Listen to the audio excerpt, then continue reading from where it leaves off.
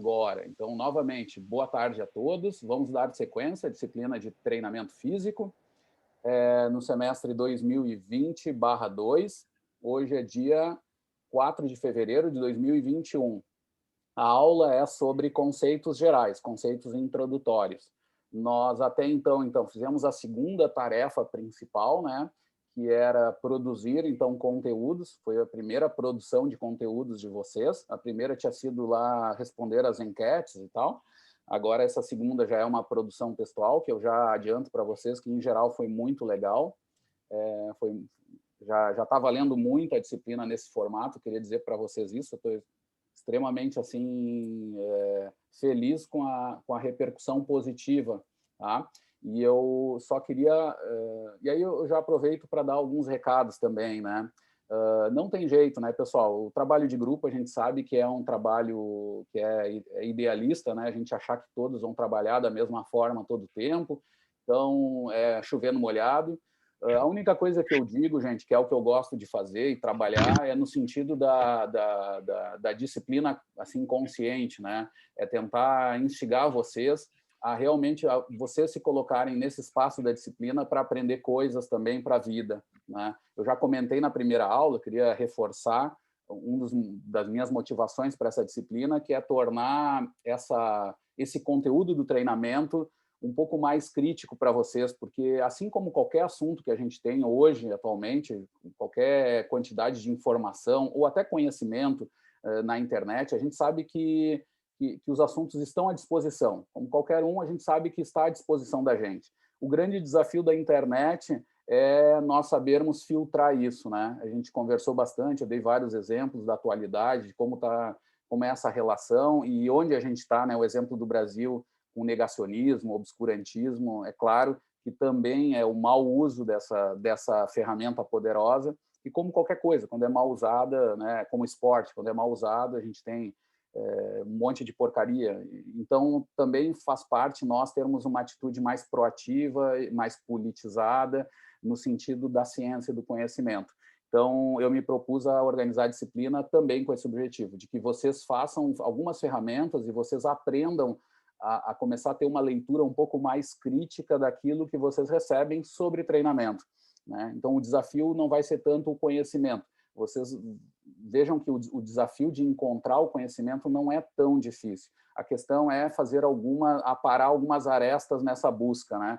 Fazer escolhas e hierarquizar as coisas, né? Para a gente não chegar naquele exemplo que eu dei, simplificando um pouco, de que, bom, quando a gente tem que falar de câncer, de Covid, de treinamento físico, de fisiologia, etc., que o tiozão do WhatsApp não tenha o mesmo peso do pesquisador que estuda esse tema há muitos anos. Embora a gente saiba que é super importante, conhecimento comum, etc., a gente sabe que quando se fala em conhecimento científico não tem jeito. Existem regras, existe método, e a tarefa é que vocês consigam entender melhor isso para melhor usar, porque vocês vão ver que a longo prazo é o que vai valer. O conhecimento em si daqui 5 anos muda, mas se vocês continuarem sistematizando esse conhecimento, tendo uma postura crítica a ele, é isso que vai fazer a diferença, né? É isso que vai fazer a diferença. Então, a ideia é essa. Outra coisa que eu quero passar também nesse início de aula, antes de começar as apresentações, é que assim, gente, eu dei ali só uma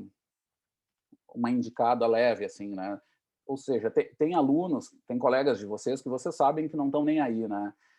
Eu costumo não investir nesse tipo de aluno. Então, vai acontecer, a disciplina não é perfeita, não vão ser todos estimulados, eu vou tentar o máximo possível, mas eu digo assim, ó, o aluno que não está muito afim, fala comigo em separado que a gente resolve rápido, eu não quero perder tempo com esse tipo de aluno, tá? Não vai ser um problema aqui, ainda mais na situação de Covid, esse aluno está bem protegido. E esse é o tipo de aluno que sempre dá com os burros na água e eu não vou querer gastar tempo. Então, venham falar comigo se tiverem essa intenção. O que eu vou tentar gastar de energia e conversar e ouvir, tentar trabalhar é com o aluno que está pilhado, é o aluno que tem sangue nos olhos para tentar aprender, para se mexer, e vai depender muito da postura de vocês nesse processo. Tá? A cada passo, talvez vocês aprendam alguma coisa e vocês vão precisar compartilhar, acho que é um elemento importante, porque eu sei que a maioria de vocês sabe mais do que eu sobre essas tecnologias, então compartilhar processos, métodos, técnicas, e a gente, de certa forma, ajustar isso para as coisas que servem, tentar ver isso, como é que a gente pode produzir conhecimento mais interativo, com mais qualidade, com mais possibilidades, que nem eu espero. E eu já digo para vocês, já aprendi, tá? Durante essa tarefa, teve grupos que já me propuseram coisas interessantes, e coisas muito básicas, algumas outras nem tanto, e foi muito legal. Então, está valendo. Então, é isso que eu quero, que vocês se mexam e que seja um padrão que a gente quer do aluno ezefiano, né? É o aluno que se mexe, que está a fim de aprender, as ganha. Tá? Então, vamos lá. Pessoal, eu já liberei aqui para vocês, sim, a apresentação. Então, grupo 1, deixa eu dar aqui um... deixa eu primeiro apresentar também, né? Também nessa parte inicial, o Henrique Leal. Né? Eu fiz uma rápida apresentação ali no WhatsApp. Tá? O Henrique Leal é meu mestrando, é professor do Instituto Federal lá do Pará. Ele estuda biomecânica da marcha, né, biomecânica da caminhada em pessoas com doença de Parkinson, com o uso de bastões. Então, a gente vê esse efeito do uso de bastões nessa população, especialmente sobre aspectos que são um pouquinho complicados, tá? Mas são aspectos ligados à energética e a fatores, a determinantes mecânicos da economia de caminhada. Né? Essa que é a relação. E, especificamente, só para indicar alguma coisa, ele trabalha com 2 desfechos principais, que é o trabalho externo e o recovery pendular. Tá? Henrique, seja bem-vindo. Ao longo da disciplina também a gente vai construindo as possibilidades também de atuação dele. Eu vou conversar com ele, mas ele vai ser um parceiro meu. Vão ser nós dois, como os professores da disciplina, tá? E hoje ele vai estar mais assistindo e devagarinho ele vai estar entrando aí. Mas é outra referência também para vocês. Tá? Um cara também genial, com uma história muito legal lá do Pará. Ele era aluno da nossa egressa aí, a professora Elren, que hoje é professora na Federal do Pará, e dali tinha um contato lá dessa questão de aluno-professor, e aí ele também teve interesse de vir trabalhar com a gente aqui em Porto Alegre, e a gente fica muito feliz. Que bom, e ele está nesse processo aí também. Então, vamos lá, gente. Começar. Grupo 1, Ângela, Felipe, Rodrigo e Matheus. Nós. Acevedo. Isso. Tudo com vocês, gente. Eu vou cronometrar aqui, mas eu espero que vocês façam a apresentação entre 5 a 10 minutos, tá? Então, tentem só controlar esses tempos, se não passar muito disso, nem fazer muito anterior, e fiquem bem à vontade. Não tem formalidade, inclusive, se vocês quiserem falar mais do que ler, melhor. Se quiserem ler também, fiquem à vontade, tá? E a gente devagarinho, a cada grupo, depois eu vou interagindo. Mas agora, com a palavra aí, grupo 1. Beleza. Então, o primeiro conceito que ficou encarregado da gente discutir foi o que é treinamento. Então, historicamente, os conceitos de treinamento físico, como um ramo das ciências do movimento humano, são amplamente discutidos. Entretanto, é recente os conhecimentos envoltos sobre o tema. Dessa forma, tudo que permeia a sistematização e organização de exercícios físicos com o fim de facilitar o processo e aumentar o rendimento esportivo compõe os conceitos de treinamento. É atual e crescente de estudos que dissertem sobre o conhecimento do treinamento esportivo, pois dentro do tema estão incluídos aspectos de orientação e formação esportiva, bem biológicos e as respostas fisiológicas em decorrência da utilização de diferentes métodos e meios de treinamento. Tartaruga, em 2016, conceitua o treinamento como uma série de exercícios físicos realizados de forma organizada, de médio a longo prazo, estruturado racionalmente, podendo ser avaliado e ou reavaliado. Rochelle, em 2011, traduz, portanto, que esta área é de suma importância no campo de atuação dos profissionais da educação física e também da prática esportiva, pois objetiva a melhora do desempenho físico através da aplicação de um processo organizado e sistemático a partir de uma base geral. Ainda Delia e Delia, 2005, trazem o estímulo como base para qualquer treinamento físico. Então, a gente conclui, portanto, que o corpo pode ser estimulado de distintas formas, e essas distintas formas geram diferentes processos adaptativos. E é justamente esse fator que determina se nos tornamos mais ágeis, mais fortes, mais rápidos, mais resistentes. E, além disso, algo que ainda torna extremamente interessante, né, os estudos a respeito do treinamento esportivo, é justamente a busca por um equilíbrio, ou seja, a procura por uma zona ótima, favorecendo a melhora de desempenho. A gente trouxe aqui algumas sugestões de páginas, né? Então, coloquei aqui a página do Instagram do Grupo Locomotion, que é orientado pelo professor Tartaruga, que tem bastante artigos ali sobre a área do treinamento esportivo. Colocamos também esse Instagram aqui do Sport Science Web, que é uma página dedicada a demonstrar e colocar artigos relacionados ao treinamento esportivo também, que tem como um dos consultores de conteúdo o professor Fábio Nakamura, que é uma grande referência na área também. E a gente colocou também esse Go Health Cursos, que traz bastante informações a respeito do treinamento físico ali em diversos meios, né? No caso, no meio aquático também, em comparação ao meio terrestre, que traz uma outra ótica aí que é interessante. Então, a gente ainda perguntou para o treinador Leonardo Ribas e para o Marcelo Quertins aqui sobre os conceitos. Então, eu vou ler as respostas que eles deram. Primeiro, do Leonardo. Treinamento tem um conceito muito mais amplo, treinamento esportivo também é amplo, mas tem uma especificidade, uma área designada. O treinamento esportivo é considerado uma atividade física de longa duração, graduada de forma progressiva e individualizada, e tem como objetivo superar as tarefas mais exigentes do que as habituais, além de ser um processo ativo, complexo, regular e orientado. É uma sistematização organizada de processos que visam preparar, num determinado período de tempo, o atleta para a competição. E o Marcelo diz que treinamento consiste em uma intervenção composta por ações corporais e ou mentais organizadas de forma sistematizada que desafiam nossa homeostase, visando o objetivo a ser atingido em um determinado momento do tempo. Esse objetivo pode ser melhorar, aumentar ou diminuir o resultado de alguma valência física, do gesto motor, do desempenho físico ou da percepção subjetiva. Essa sistematização se obtém por meio do conhecimento adquirido de diferentes áreas do conhecimento.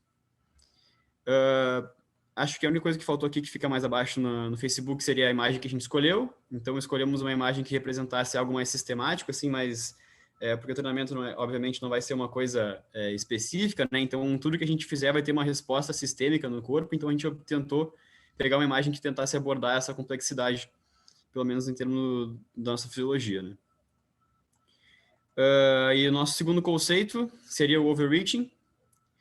Então, vamos ler aqui. Diversos fatores são aqueles que influenciam as respostas adaptativas ao treinamento. Há variáveis envoltas nas próprias sessões de treino, como a intensidade e densidade do estímulo, a própria sobrecarga, além da duração e volume do estímulo, compondo juntamente a frequência, bem como aqueles envolvendo o contexto diário do atleta ou praticante, como os períodos de recuperação ou aporte nutricional. Então, tendo em vista que os estímulos adequados são aqueles capazes de gerar a melhora do desempenho que é objetivada dentro de um programa de treinamento, estes são compostos por carga, que gera o distúrbio da homeostase, seguida de um processo de adaptação que se dá pela elevação do estado funcional.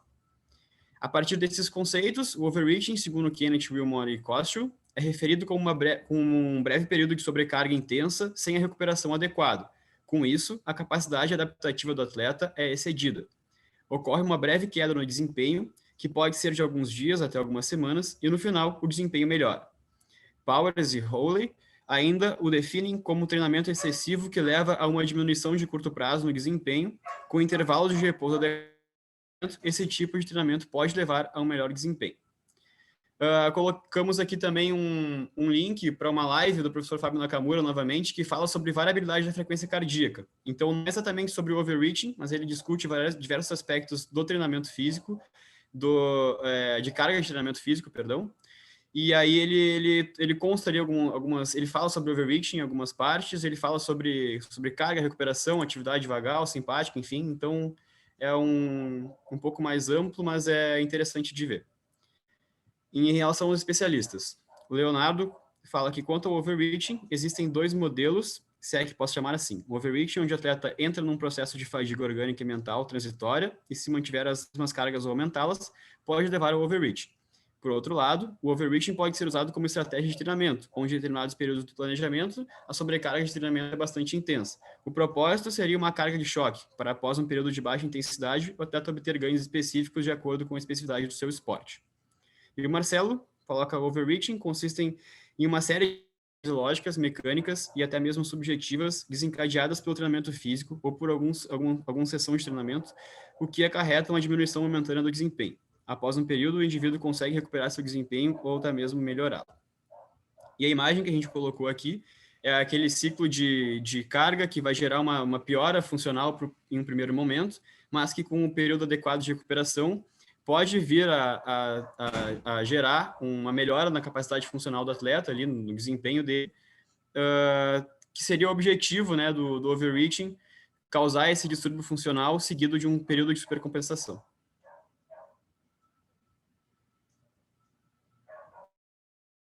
Acho que é isso.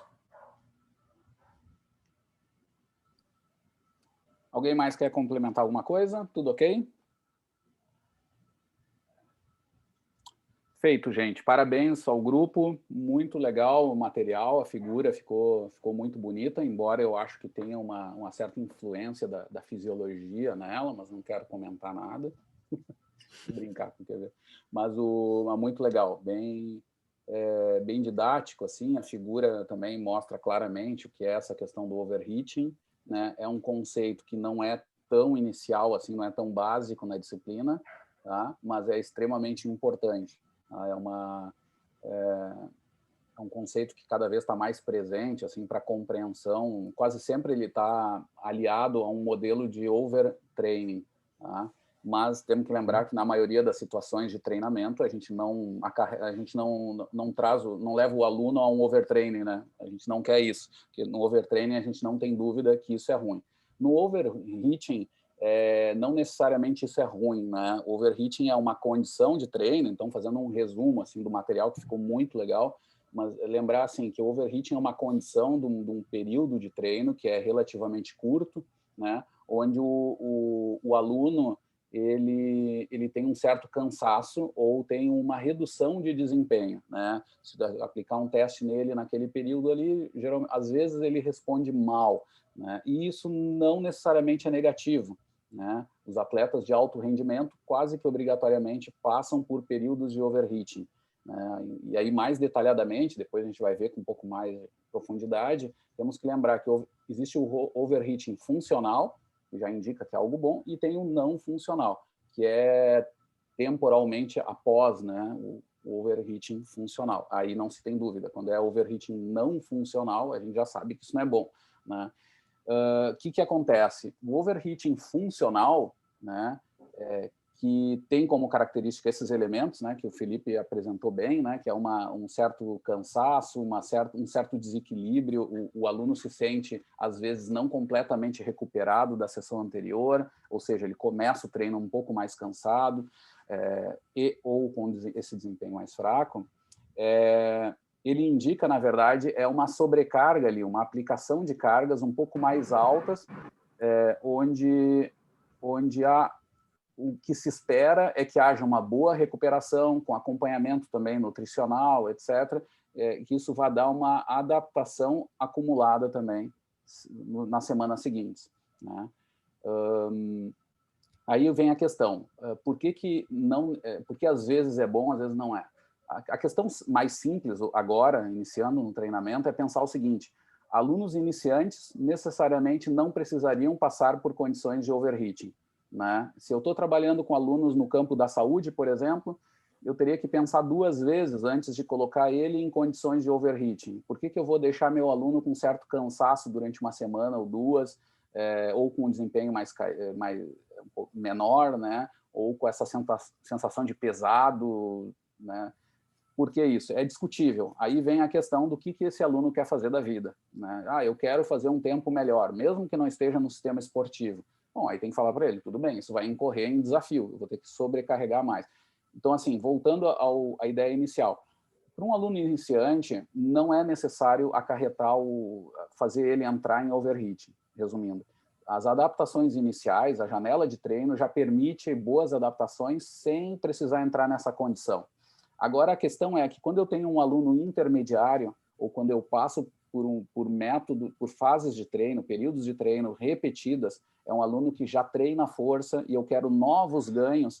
Na minha avaliação, eu vejo que é preciso continuar melhorando os níveis de força. Aí eu preciso, muitas vezes, eu tenho um efeito teto ali, com os métodos mais tradicionais. Aí eu vou precisar sobrecarregar um pouco mais o sistema e arriscar um pouquinho mais, inclusive lesão. Isso não dá para dizer que não, o risco é sempre um pouco maior, mas para isso eu periodizo, para controlar isso também, mas eu sei que esse aluno já está na questão do overheating, né? Tudo bem, eu sei que, bom, mas depois de umas 2, 3 semanas, essa sobrecarga acumulada, ela tem que se tornar em adaptações, quebrar aquele teto que a gente viu. Esse é um dos segredos do treinamento de alto nível e até mesmo treinamento de nível de rendimento intermediário, né? Mas quando eu quero adaptações já um pouco mais arriscadas, né? Tal. Tarta. Diga, querido.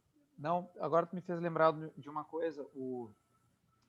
Eu estava discutindo com o meu treinador sobre isso, né? E, por exemplo, eu estou treinando agora para uma prova bem importante, que vai ser em maio, tá longe ainda, né? Espero que saia com toda essa história da pandemia, mas enfim. E ele me propôs fazer um treinamento onde é assim, ó, que são 2 semanas que quase que eu entro em overreaching, e aí descanso uma semana inteira, tipo 2 por 1, que não é muito comum nos programas de treinamento. Né? Normalmente nos programas tu tem aqueles contínuos, ondulatórios, ou crescente, decrescente, com períodos de supercompensação. E foi a primeira vez que eu passei por esse tipo de treinamento. Vai fazer 4 semanas que eu estou fazendo isso, agora eu estou na segunda supercompensação. E eu tenho observado que em alguns aspectos, por exemplo, na natação e no ciclismo, que são as minhas maiores deficiências, eu dei uma melhorada, assim, pós-descanso, e voltar a treinar numa intensidade mais alta, assim, numa carga mais alta. Será que seria isso o princípio do overreaching, assim, para quem está treinando para buscar um resultado realmente eficiente numa competição? Não, é isso aí. Resumindo, é um exemplo, né?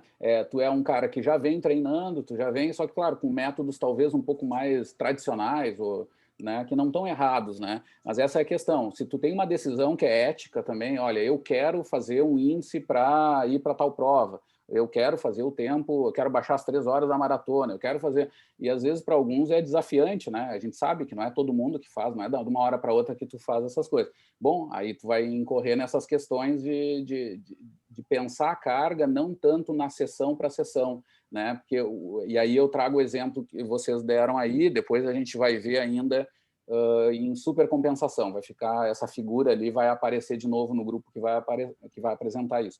Mas ali fica claro, essa é a carga simples, né? Mas a gente tem que ver que, na maior parte das vezes, o que a gente faz são cargas cumulativas. Essa figura é boa porque ela é pedagógica, ela nos faz entender, mas a gente sabe que quem é do treino, dificilmente tu percebe aquela supercompensação de uma sessão para outra, né? Às vezes no início, mas às vezes é muito mais percepção de algo do que adaptação mesmo, avaliada, quantitativa, né? O que vai aparecer é nessas sobrecargas maiores, e tu vai perceber isso depois de semanas, quando tu vê que, quando tu dá aquele estímulo, não desequilibra tanto, né? Tu tem alguma resposta diferente, aí tu começa a ter a adaptação.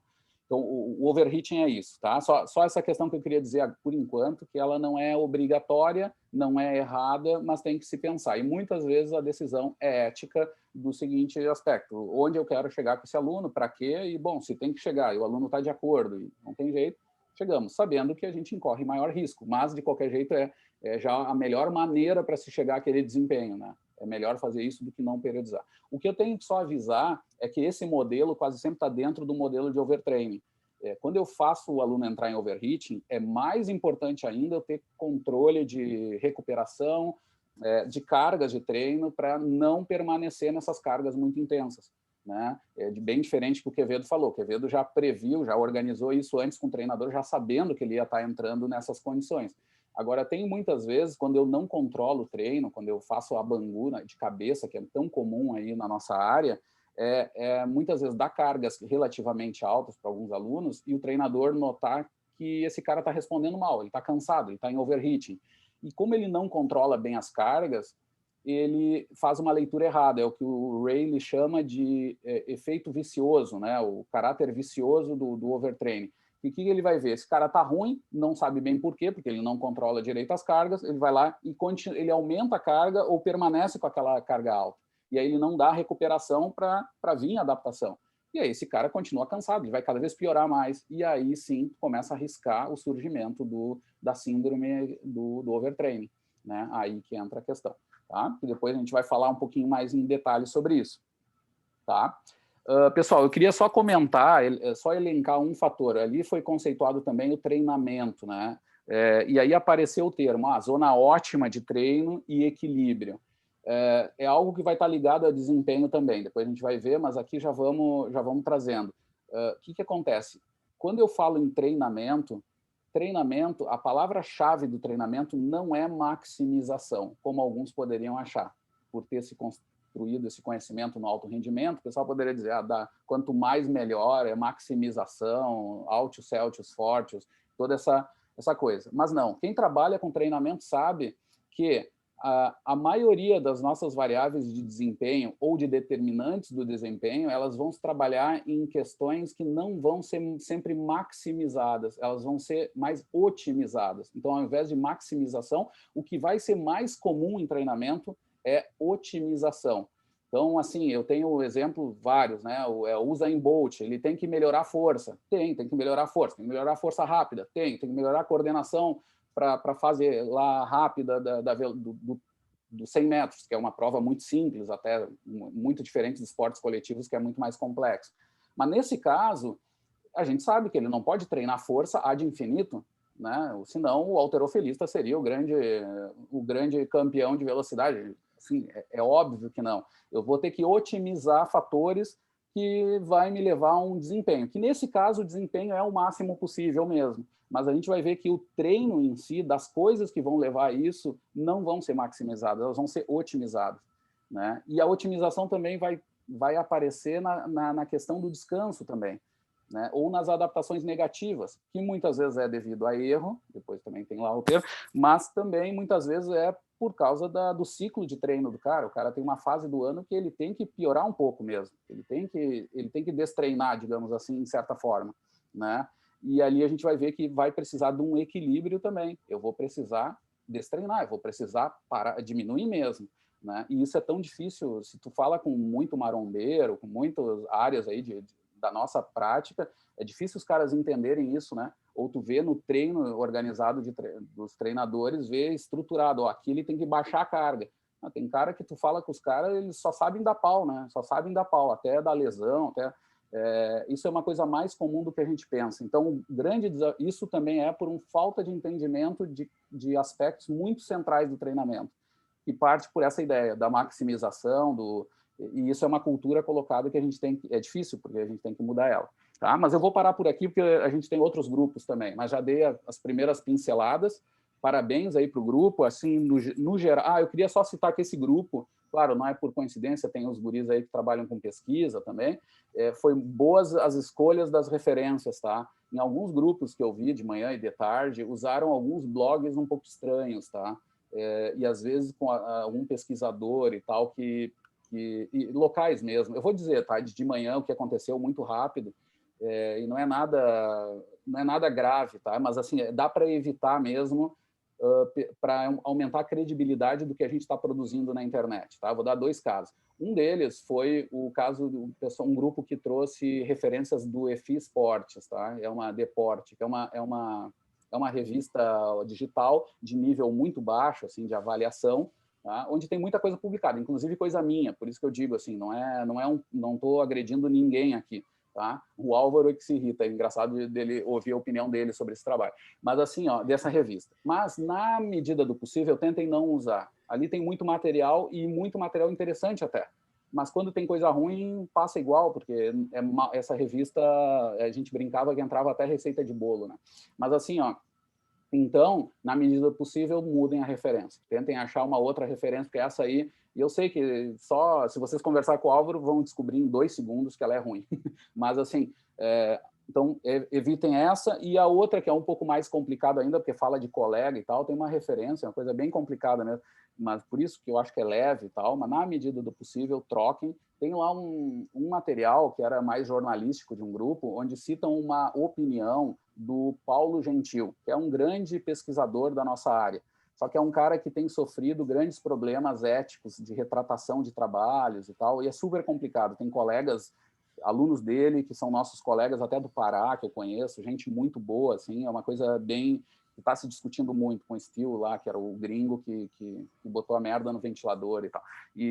Mas, assim, o que eu queria dizer? Na medida do possível, troquem ali a referência, usem um outro, troquem até por especialista e tal, porque se pegar muita gente da nossa área vendo, pô, lá na disciplina tal, os caras estão usando tal cara.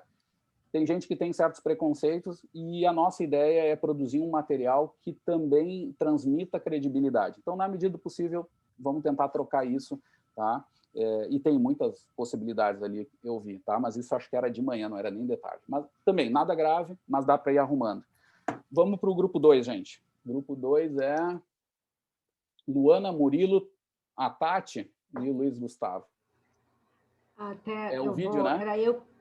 Eu ia compartilhar a tela, mas agora o Murilo, que se chama Fernanda no momento, que a minha internet está instável, até passei, nesse primeiro eu perdi um pedaço da apresentação do Felipe, vou ter que assistir depois no vídeo, mas o Murilo está com uma internet melhor hoje, ele vai dispor. Nosso grupo não teve esses problemas de ninguém trabalhar mais, professor. Olha, foi todo mundo trabalhando juntos, e quando a gente recebeu um elemento com o trabalho já estava pronto, a gente ainda achou o que ele pudesse fazer para a gente, que foi apresentar, só que ele não pode estar na aula, né? Então, ele mandou. Eu troquei o nome da Fernanda. A Fernanda, então, é o Murilo? A Fernanda, por acaso, a Fernanda é o Murilo. Eu sei que não dá para perceber, mas é. Troquei agora, tá? Obrigado. Explicando rapidinho para o resto da turma, né? O Luiz Gustavo ele não vai poder estar presente na disciplina modo síncrono que nem nós até o final do mês. Então, como ele chegou quando o trabalho já estava pronto, a gente incumbiu ele também de apresentar e deixar gravado. Então, a gente vai mostrar a gravação da apresentação dele, né? Nosso trabalho. E quem quiser assistir novamente, a apresentação tá lá nos comentários do nosso trabalho também. Beleza, vou pegar o link e depois vou botar também no nosso material. Tudo com vocês, tá, gente?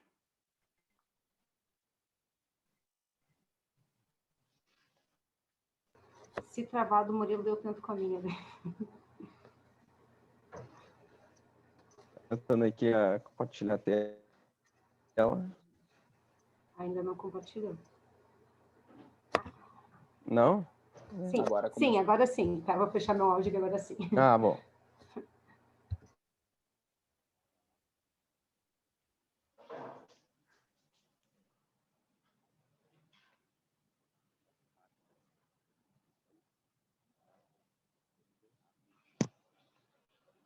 Não tá pegando som, né? Não sei, para mim não tá dando som. Precisa compartilhar o áudio junto quando tu coloca no share screen. Vai ter um botãozinho lá embaixo para tu compartilhar o áudio também. Ah, não vi. Obrigado. Parar de compartilhar e compartilhar de novo. Daí. A gente vai aprendendo. Isso eu também não sabia, Lipe. Obrigado. Né? É assim mesmo. Vamos.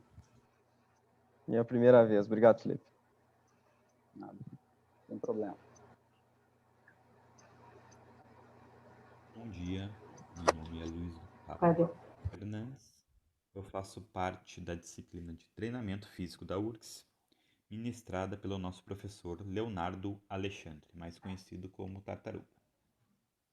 Então, meu grupo ficou responsável por abordar o tema adaptação e desempenho. O grupo é composto por mim, Luiz Gustavo Fernandes, pela Luana, pelo Murilo e pela Tati.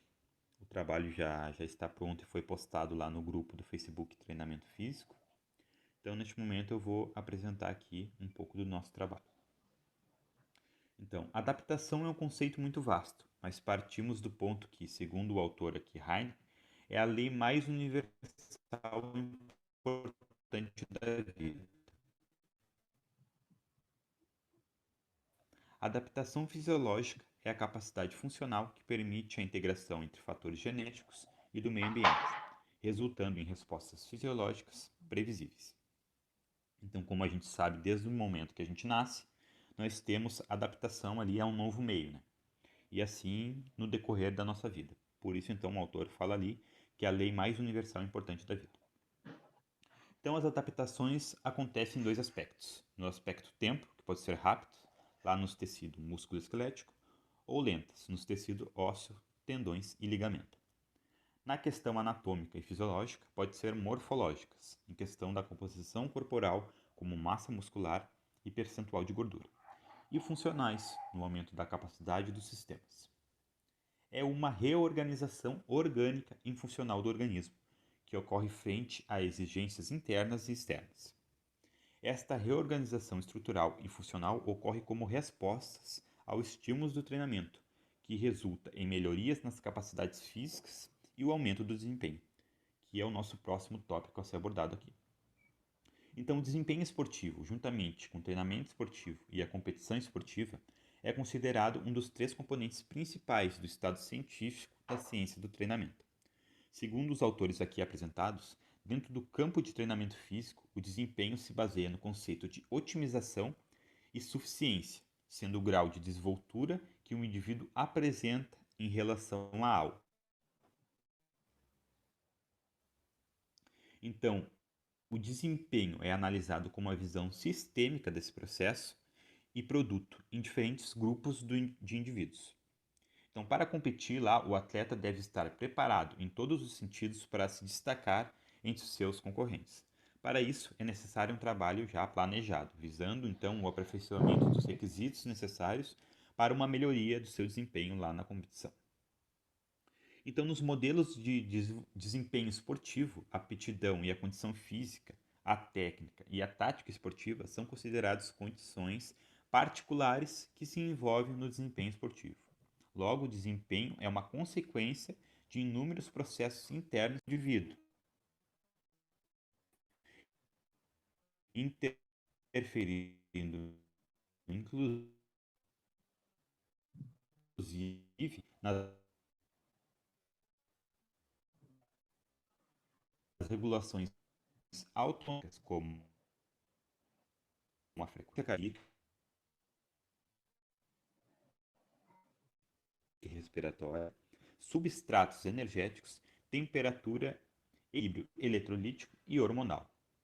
Então, sobre a imagem que a gente escolheu lá, né, adaptativo lá, que precisa lá nos treinos da mecânica lá da corrida, né, desde a posição dos pés, do controle da abertura da passada, da postura e da resistência durante a prova de maratona. Então, todo esse processo adaptativo, esses atletas precisam ter para que então possam ter um melhor desempenho, né, durante a sua prova e assim lá no final concluir o seu objetivo. Aqui também a gente botou alguns links para quem quiser se aprofundar, né, mais sobre esse assunto, no Instagram e YouTube. E também pegamos alguns pontos de vista de especialista da área. Então, no ponto de vista aqui do treinador Guilherme Pereira, que é mestre em ciência do movimento humano pela URGS, preparador físico lá das categorias de base da seleção brasileira masculina, segundo ele, a adaptação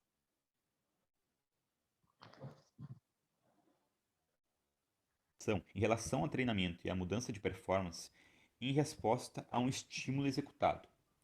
E o desempenho é a soma de todas as características físicas que resultam então lá na performance. Segundo a opinião aqui, o ponto de vista do Leonardo, que é mestrando do programa de pós-graduação de Ciências do Movimento Humano e integrante do grupo Locomoção, e também é supervisor técnico da equipe de triatlon da URGS. Segundo ele, a adaptação é uma resposta que um sistema, o organismo, dá após receber algum estímulo, na busca de uma reorganização, para que um eventual novo estímulo de mesma magnitude ou maior, esse sistema, o organismo já esteja preparado e não sofra o mesmo impacto. Então aqui o Leonardo deu um exemplo bem legal e simples, que dá para entender bastante. Ele falou então aqui no exemplo que uma pessoa está distraída e vem uma outra pessoa e dá um empurrão pelas costas, até a pessoa quase cair no chão. Quando essa mesma pessoa então tenta novamente dar um empurrão nessa pessoa, essa pessoa já vai estar esperta, né? Ela então vai firmar novamente, né? Um estímulo naquele meio ali.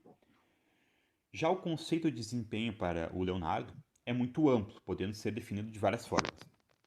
Sendo generalista, desempenho tem a ver com a condição de alguma variável medida em alguma avaliação ou prova em um determinado momento, que a qual se confronta o resultado do que foi medido com o resultado da mesma em outro momento.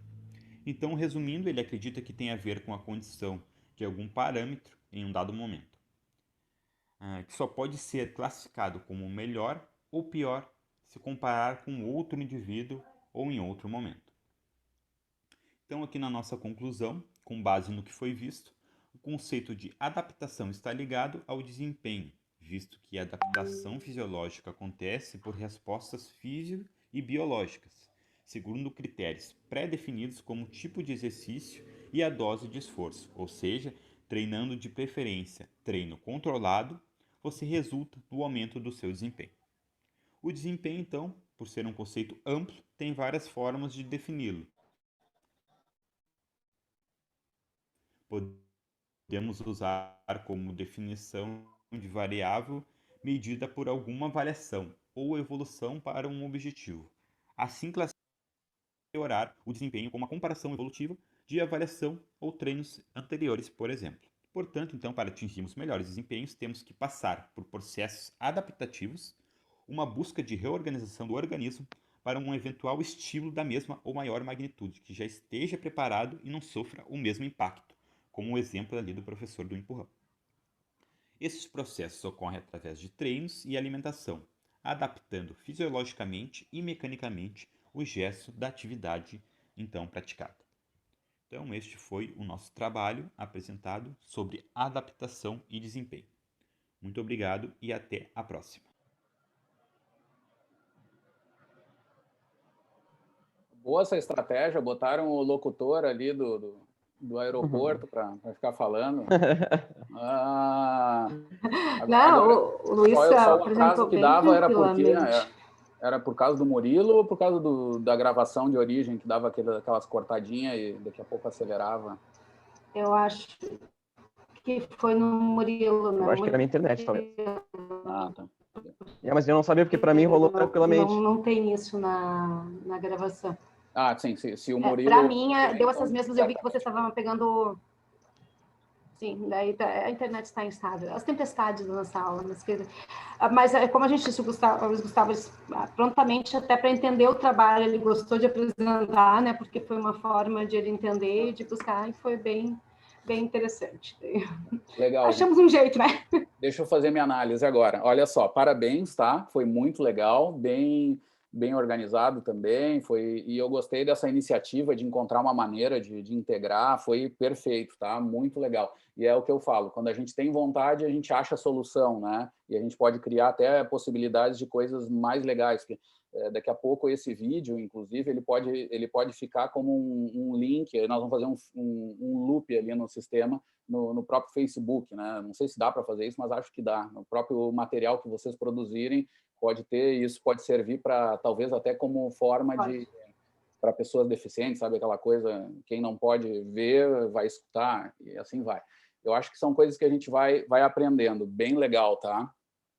O que eu acho, assim, eu queria só colocar, apareceu, então, com desempenho, apareceu a questão da otimização, né, que eu já tinha comentado, eu tinha comentado também sobre a adaptação, né, os materiais, os tratados de fisiologia, eles têm na parte inicial deles essa questão da adaptação, da quebra da homeostase e tal, então são elementos que são super importantes para se entender o treinamento, e aqui eu quero fazer com vocês também, já adicionar mais um elemento.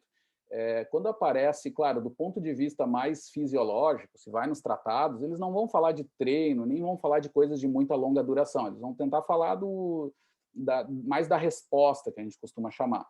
E é uma coisa que eu aprendi até com o Álvaro, de anos atrás, de fazer um acordo, e que sirva de acordo entre nós também, da gente definir até essas coisas, assim, e para o treinamento hierarquizar também, que é o seguinte, por um lado, a gente tem a resposta, né?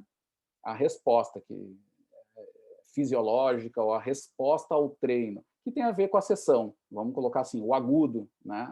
E a gente vai dar esse sobrenome, respostas agudas, né? Ou adaptações crônicas, que é nome e sobrenome de uma coisa de mais longo termo, tá? Então, existe todo um debate sobre o que é exatamente, mas vamos fazer o nosso acordo aqui de novo, fazer aquilo que a gente falou lá que a gente ia precisar fazer nessas aulas, que é assumir acordos entre nós para falar a mesma linguagem. Então, e aí vem a hierarquização disso. Entender as respostas é super importante, mas é mais importante ainda entender que adaptações vão acontecer para o treinamento. Porque assim, não adianta dizer, na força acontece isso, acontece aquilo. É sempre importante saber isso, mas mais do que saber do que acontece na sessão, eu tenho que saber o que acontece a médio e longo prazo. Eu vou dar o produto vai ser finalizado, a vida acontece em 6 meses, 1 ano. Esses são os objetivos principais que eu vou ter que ter de estratégia. Então, vamos lembrar disso também. e é um caminho natural nas coisas. Assim, a gente sempre sabe muito mais do agudo do que o do crônico, né? O crônico dá muito mais trabalho, é muito mais complexo, né? O efeito do tempo ali, fatores intervenientes, sempre complica essa análise, então dá mais trabalho. E a gente vai ver que muita coisa que a gente sabe dos métodos são muito mais baseados em coisas mais agudas do que as crônicas em si mesmo, a responsividade ao treino, a médio e longo prazo, tudo isso a gente vai ver que sabe menos ainda. Tanto é que o exemplo que o Quevedo deu ali sobre overheating, que é um termo super básico do treinamento, é algo que não é tão simples assim. Não é tão simples, porque a gente mal sabe, muitas vezes não sabe nem direito as respostas individuais a uma carga de curto prazo. A médio e longo prazo, adicionando lá um overheating, um método um pouco mais avançado, a gente sabe menos ainda, porque os fatores até são mais complexos, né? Outra coisa que eu queria colocar para todos os grupos, algumas dicas eu vou usando de um exemplo de um grupo, mas esse aqui serve para todos. Eu vou pedir que todos adicionem as referências no final. A referência bibliográfica, porque eu mesmo acusei o golpe, assim, porque eu falei, olha, quando forem procurar, procurem ver aquilo que tem referências bibliográficas no final. Eu até, inclusive, acho que mexi numa página, isso era na aula agora de manhã, eu fui ver e numa página não tinha, era excelente, mas não tinha as referências que o cara usava lá. E aí a gente pode adicionar isso, não vai dar trabalho, né? Vocês têm ali o material, só tem que fazer a referenciazinha e botem no final também. Eu também combinei com o pessoal da manhã, de adicionar no final, que foi uma dica que um dos alunos também me passou, que incluiu no seu grupo, que é colocar hashtags, assim. Então, assim, terminem a produção com aquele jeito. Tinha o asterisco indicando lá do lado dos nomes, o material, e lá no final está o asterisco explicando, né, que seria tipo uma nota de rodapé, material produzido por estudantes e tal. Um pouco antes disso, botem referências, mas também botem hashtags. Botem lá o hashtag com treinamento físico, hashtag termo não sei do que, para também facilitar ser encontrado na internet, né, a publicização desse material. Tá? Uma coisa que alguém aí me deu a dica e eu achei legal. O que mais, pessoal? Deixa eu ver. De manhã eu combinei com eles também algumas coisas. Eu vi que alguns tiveram dificuldade de fazer links. Eu já aproveito e falo agora, tá? Assim, linkar as pessoas. Por exemplo, eu vi que alguns grupos não colocou o nome dos seus próprios integrantes, ali onde está no início, né? Vou dar um exemplo. Volume e intensidade. Aí, por Joãozinho, Mariazinha. O Joãozinho, coloquem lá, linkem o nome dele, né? Deixem linkado aquele nome, que vai ficar em azul, ali fica numa cor que, se tu clicar, tu pode adicionar o cara. A mesma coisa é para os especialistas. Se vocês não conseguiram o link deles, talvez é porque eles não têm. Eu descobri do Cadore agora de manhã, que é o rei do Instagram, mas o Facebook não, ele não faz, ele é muito moderno, né? O Facebook já é coisa do passado. Mas assim, se você tratem de encontrar. E outra coisa, tratem de se conectar com esses caras. Essa é outra dica que eu dou. Para todos do grupo, com aqueles especialistas que vocês se confrontaram ali, trocaram alguma mensagem, façam um convite para virar amigo. Tá? Porque assim, eu acho que esse é um outro desafio, né? A gente fala que a internet tem um monte de porcaria, e de manhã eu dei um exemplo triste, mas vou dividir aqui para emparelhar tudo, né? Que é assim, eu dizia para meus amigos na adolescência, assim, meus amigos dizendo, eu só fico com mulher que é uma fria e tal. Eu dizia, cara, mas também tu vai procurar, às vezes, o anjo no inferno, né? Esse era o exemplo triste, né? E aí, o que eu digo, assim, gente? A gente tem que fazer a rede de conexão que permita também uma coisa que seja do nosso interesse. Então, poxa, se eu reclamo que a internet está ruim, etc., vamos lá, vamos nos conectar com pessoas. E isso serve para a profissão mesmo, sabe? Eu trabalho com futebol feminino. Puxa, tem aquela Duda e não sei quem lá que, para mim, são meus exemplos. Vamos lá e sigam elas, né? Sigam elas, convidem. Agora mesmo, a tarefa depois dessa aula, né? Alguns já devem ter visto no WhatsApp, é fazer comentários ligando outras pessoas. Tratem de colocar essas pessoas que são importantes para vocês, etc. Tentem interagir dessa forma também, tá? Porque isso é rede de conexão, e dessa forma vocês vão ter mais chance de estar também recebendo material na página lá do Facebook que mais interessa para vocês. Mas para isso a gente tem que ser mais proativo, a gente tem que ligar com as pessoas, né? Então, tem que ter também essa postura. Então, tratem de fazer isso. Linkem mais, tá? Eu vi que alguns grupos não linkaram nomes, assim. Então, linkaram só as origens ali do negócio. Mas nomes, coisas assim, tratem de colocar também, tá? E tá feito de comentário, gente. Vamos para o grupo 3, tá? Tava muito bom. Parabéns aí para o grupo.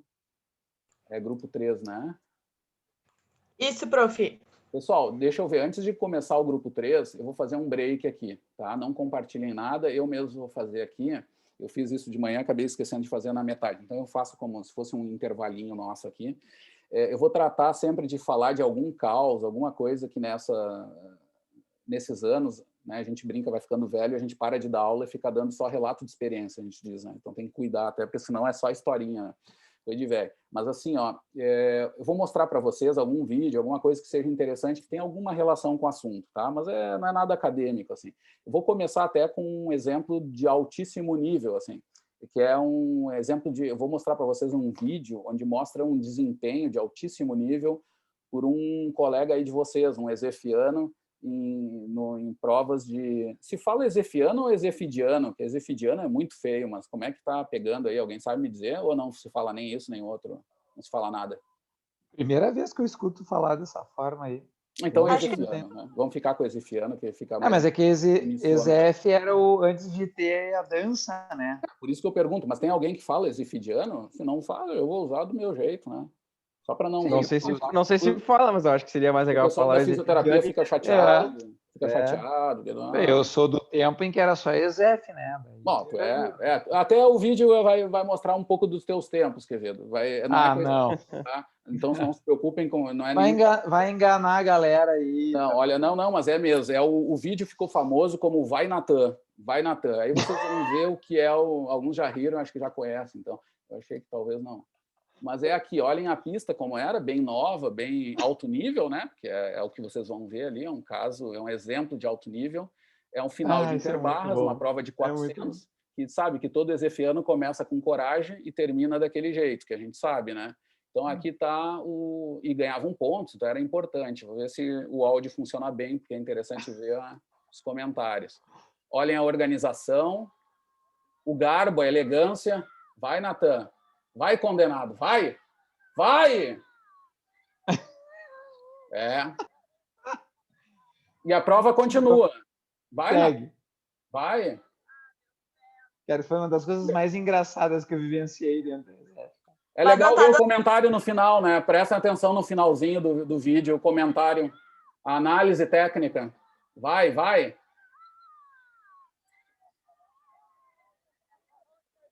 Se lanhou todo, né? Vai, Natan. Todo lanhado. É isso aí, gente. É o Vai, Natan. Ficou famoso esse vídeo, né? Esse aí é a curva de velocidade ali instantânea, seria bom de desempenho. Era a nossa pista boa, né? A pista de lixa, né? O cara caía com coragem, assim. Bom. Muito bem, pessoal. Feito esse break, mostrei esse alto nível de desempenho, né? Mais claro do que isso, impossível. Agora, vamos lá para o grupo 4. 4 ou 3? 3, prof. 3 ainda, né? 3. Bruna, Giovanni, Marina e Vinícius. Tudo com vocês aí. Prof, antes de começar, vocês estão me ouvindo bem? Sim. Sim, Bruna, tá ótimo. Então, meu nome é Bruna, o trabalho é sobre volume e intensidade, e foi feito por mim, pelo Giovanni, a Marina e o Vinícius. Então, de modo geral, os conceitos de intensidade e volume a gente vê muito presente dentro da educação física, principalmente quando a gente fala em prescrição de treinamento e periodização. A intensidade e o volume, elas possuem significados diferentes. Só deixa eu tirar aqui, que ficou bem na frente. Possuem significados diferentes, mas elas estão sempre interrelacionadas dentro da prescrição de treinamento, né? São basicamente componentes de carga, onde a gente vai ajustar o treinamento do indivíduo de forma que não causa lesões ou quadros como overtraining. Então, a intensidade ela é conhecida como componente qualitativo de carga, que pode ser definida como gasto de energia ou trabalho produzido por unidade de tempo, potência. Ou seja, ela vai ser mais definida pelos dados diretos, como a carga de trabalho, velocidade. Ela pode ser definida como intensidade absoluta, km por hora ou watts, e intensidade relativa, como carga, quilogramas ou tempo de trabalho.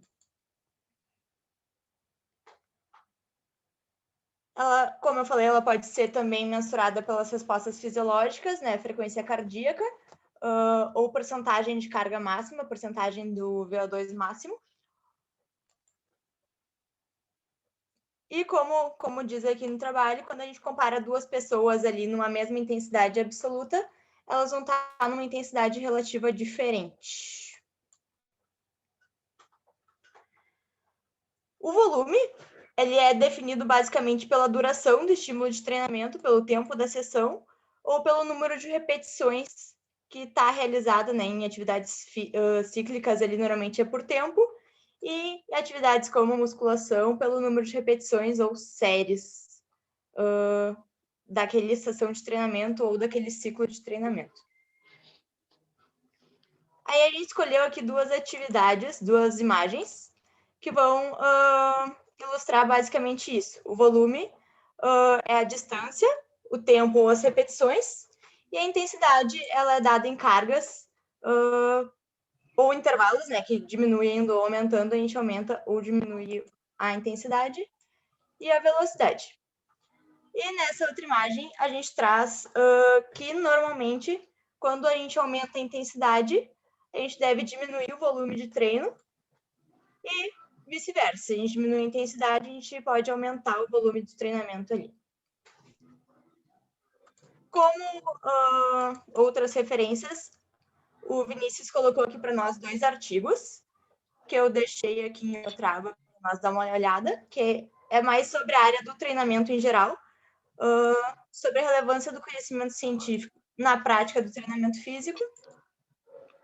E esse outro artigo, treinamento físico e considerações práticas e científicas. Ele colocou também o vídeo do professor Wellington Luns, que fala sobre esses conceitos de séries, repetições, intensidade e volume. E como especialista, a gente trouxe 2 especialistas, o Eduardo Kran e o Rodrigo Gomes da Rosa. E a gente tentou falar com outros professores, mas a gente não teve resposta. A gente tentou falar com o Cruel, ele nos passou o contato do... Deixa eu ver o nome do moço aqui, que eu já esqueci. Antônio Carlos Gomes. Isso, obrigada, Marina. Que acabou não respondendo o nosso e-mail. Então, a gente ficou com esses 2 especialistas aqui. O Eduardo Kran, que é sócio proprietário do Comando Barbell Club, ele atua como professor desde 2002, é atleta de powerlifting e possui vários títulos. Quando a gente perguntou para ele sobre esses 2 princípios, né, de intensidade e volume, ele nos deu as seguintes definições. Intensidade é toda e qualquer tentativa de manipular variáveis que se relacionem diretamente com resistências externas impostas ao corpo humano. Exemplo, sobrecarga, velocidade de execução de gesto motor, o tempo de intervalo e a combinação de movimentos. Como volume, ele nos deu carga de trabalho, LACE, quantidade de trabalho realizado dentro de um programa de treinamento, mensurado em tonelagem diária, semanal, mensal, quantidade de exercícios, quantidade de métodos aplicados em uma mesma sessão de treinamento, tempo de treinamento, número de sessões de treinamento, etc. O Rodrigo, ele é professor de Educação Física formado ali pela ESEF, mestre e doutor em Ciências do Movimento, pesquisador do grupo de pesquisas Locomotion, está ali no nosso grupo. Ele já colocou que trabalha com esportes cíclicos, com predominância aeróbica, como natação, corrida e ciclismo, e nesses esportes o volume é trabalhado com número de repetições, tempo realizando o exercício, distância percorrida, e a intensidade é controlada por fatores fisiológicos, como o percentual de frequência cardíaca, como eu citei antes, e velocidade para percorrer determinadas distâncias. Daí ele colocou ali um exemplo, né, que um treino mais intenso de corrida pode ser um intervalado, correndo 10 de 400, com intervalo de recuperação num determinado tempo, e esse tempo que eu determino a intensidade. Daí ele colocou aqui um complemento que eu achei muito interessante, que é essa intensidade subjetiva. Ele utiliza esse método verbal para determinar a intensidade do... Algum comentário? Então é isso, a intensidade subjetiva ali, leve, moderado, firme e forte, os atletas mais experientes, e funciona muito bem. Já com os iniciantes, ele deve ir sendo introduzido até que eles consigam verbalizar isso de uma maneira mais correta. Ou seja, a gente concluiu que no âmbito de treinamento, a intensidade está relacionada ao componente qualitativo da carga, sendo mais específica e aplicada de diferentes maneiras, respeitando as individualidades de cada aluno, atleta e das práticas esportivas, né? Já o volume, ele pode ser definido pela quantidade ou duração de uma sessão ou ciclo de treinamento. E assim, por mais, como a gente falou ali na introdução, por mais que sejam conceitos diferentes, para uma prescrição de um treinamento adequado, eles devem estar sempre em sintonia e balanceados, sempre influenciando um ao outro para potencializar o máximo desempenho do aluno ou atleta. E é isso. Muito bem, tá? Quase 8 minutos aqui, estou gravando também, estou anotando os tempos. Ficou ótimo, tá? Parabéns pelo material. Eu vou fazer alguns ajustes aqui, porque esse é a parte, o de manhã foi igual, é onde tem mais risco de usar termos que vão levar a compreensões um pouco diferentes. E até dentro do próprio texto aparece mais de uma versão ali. Inclusive, quando a Bruna me falou, é uma coisa até muito legal, tá? Primeiro eu vou falar da parte... É tudo legal, né? Na real não tem. Mas assim, a Bruna me comentou que tinha um treinador dela, que é um cara super experiente e tal, que poderia ser esse especialista. Eu disse, não, ótimo, coloca. Eu fui ver um pouquinho o currículo, né? Eu pedi isso para me mandar um pouco e vi que realmente o cara tem um belo trabalho ali, né? Só que aí, claro, entrou na questão, quando aparece o conceito, e exatamente no espaço do treinamento de força, é onde aparece a linguagem diária, jargão ali de quem treina, aparece o uso dos termos diferentes do que a teoria do treinamento usa em outras áreas. Então, e não tem erro, não tem que está errado ou não. São conceitos diferentes, só que a gente precisa fazer um acordo, a gente precisa falar a mesma língua, né? Falar aquele termo e entre nós a gente se entender. Por isso que eu vou fazer esse ajuste que nem fiz de manhã, tá? Inclusive a Bruna, no texto do grupo da Bruna ali, aparece depois a compreensão que a gente usa também. Aparece mais de uma. Então, que é assim, ó, o que acontece? Aí eu vou trazer a definição. Primeiro vamos simplificar, né?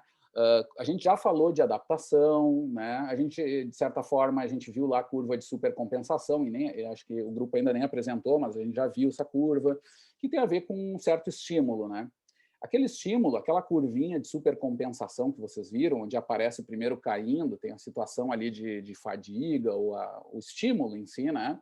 Ele vai ter dois elementos constituintes fundamentais, que um deles é a intensidade, que representaria no gráfico o quanto vai para baixo, assim, o quanto desequilibra o sistema, né? Que a Bruna explicou bem. Tem a ver com frequência cardíaca nos exercícios aeróbicos, pode ter a ver com velocidade mesmo, né? Que tem uma relação direta, né?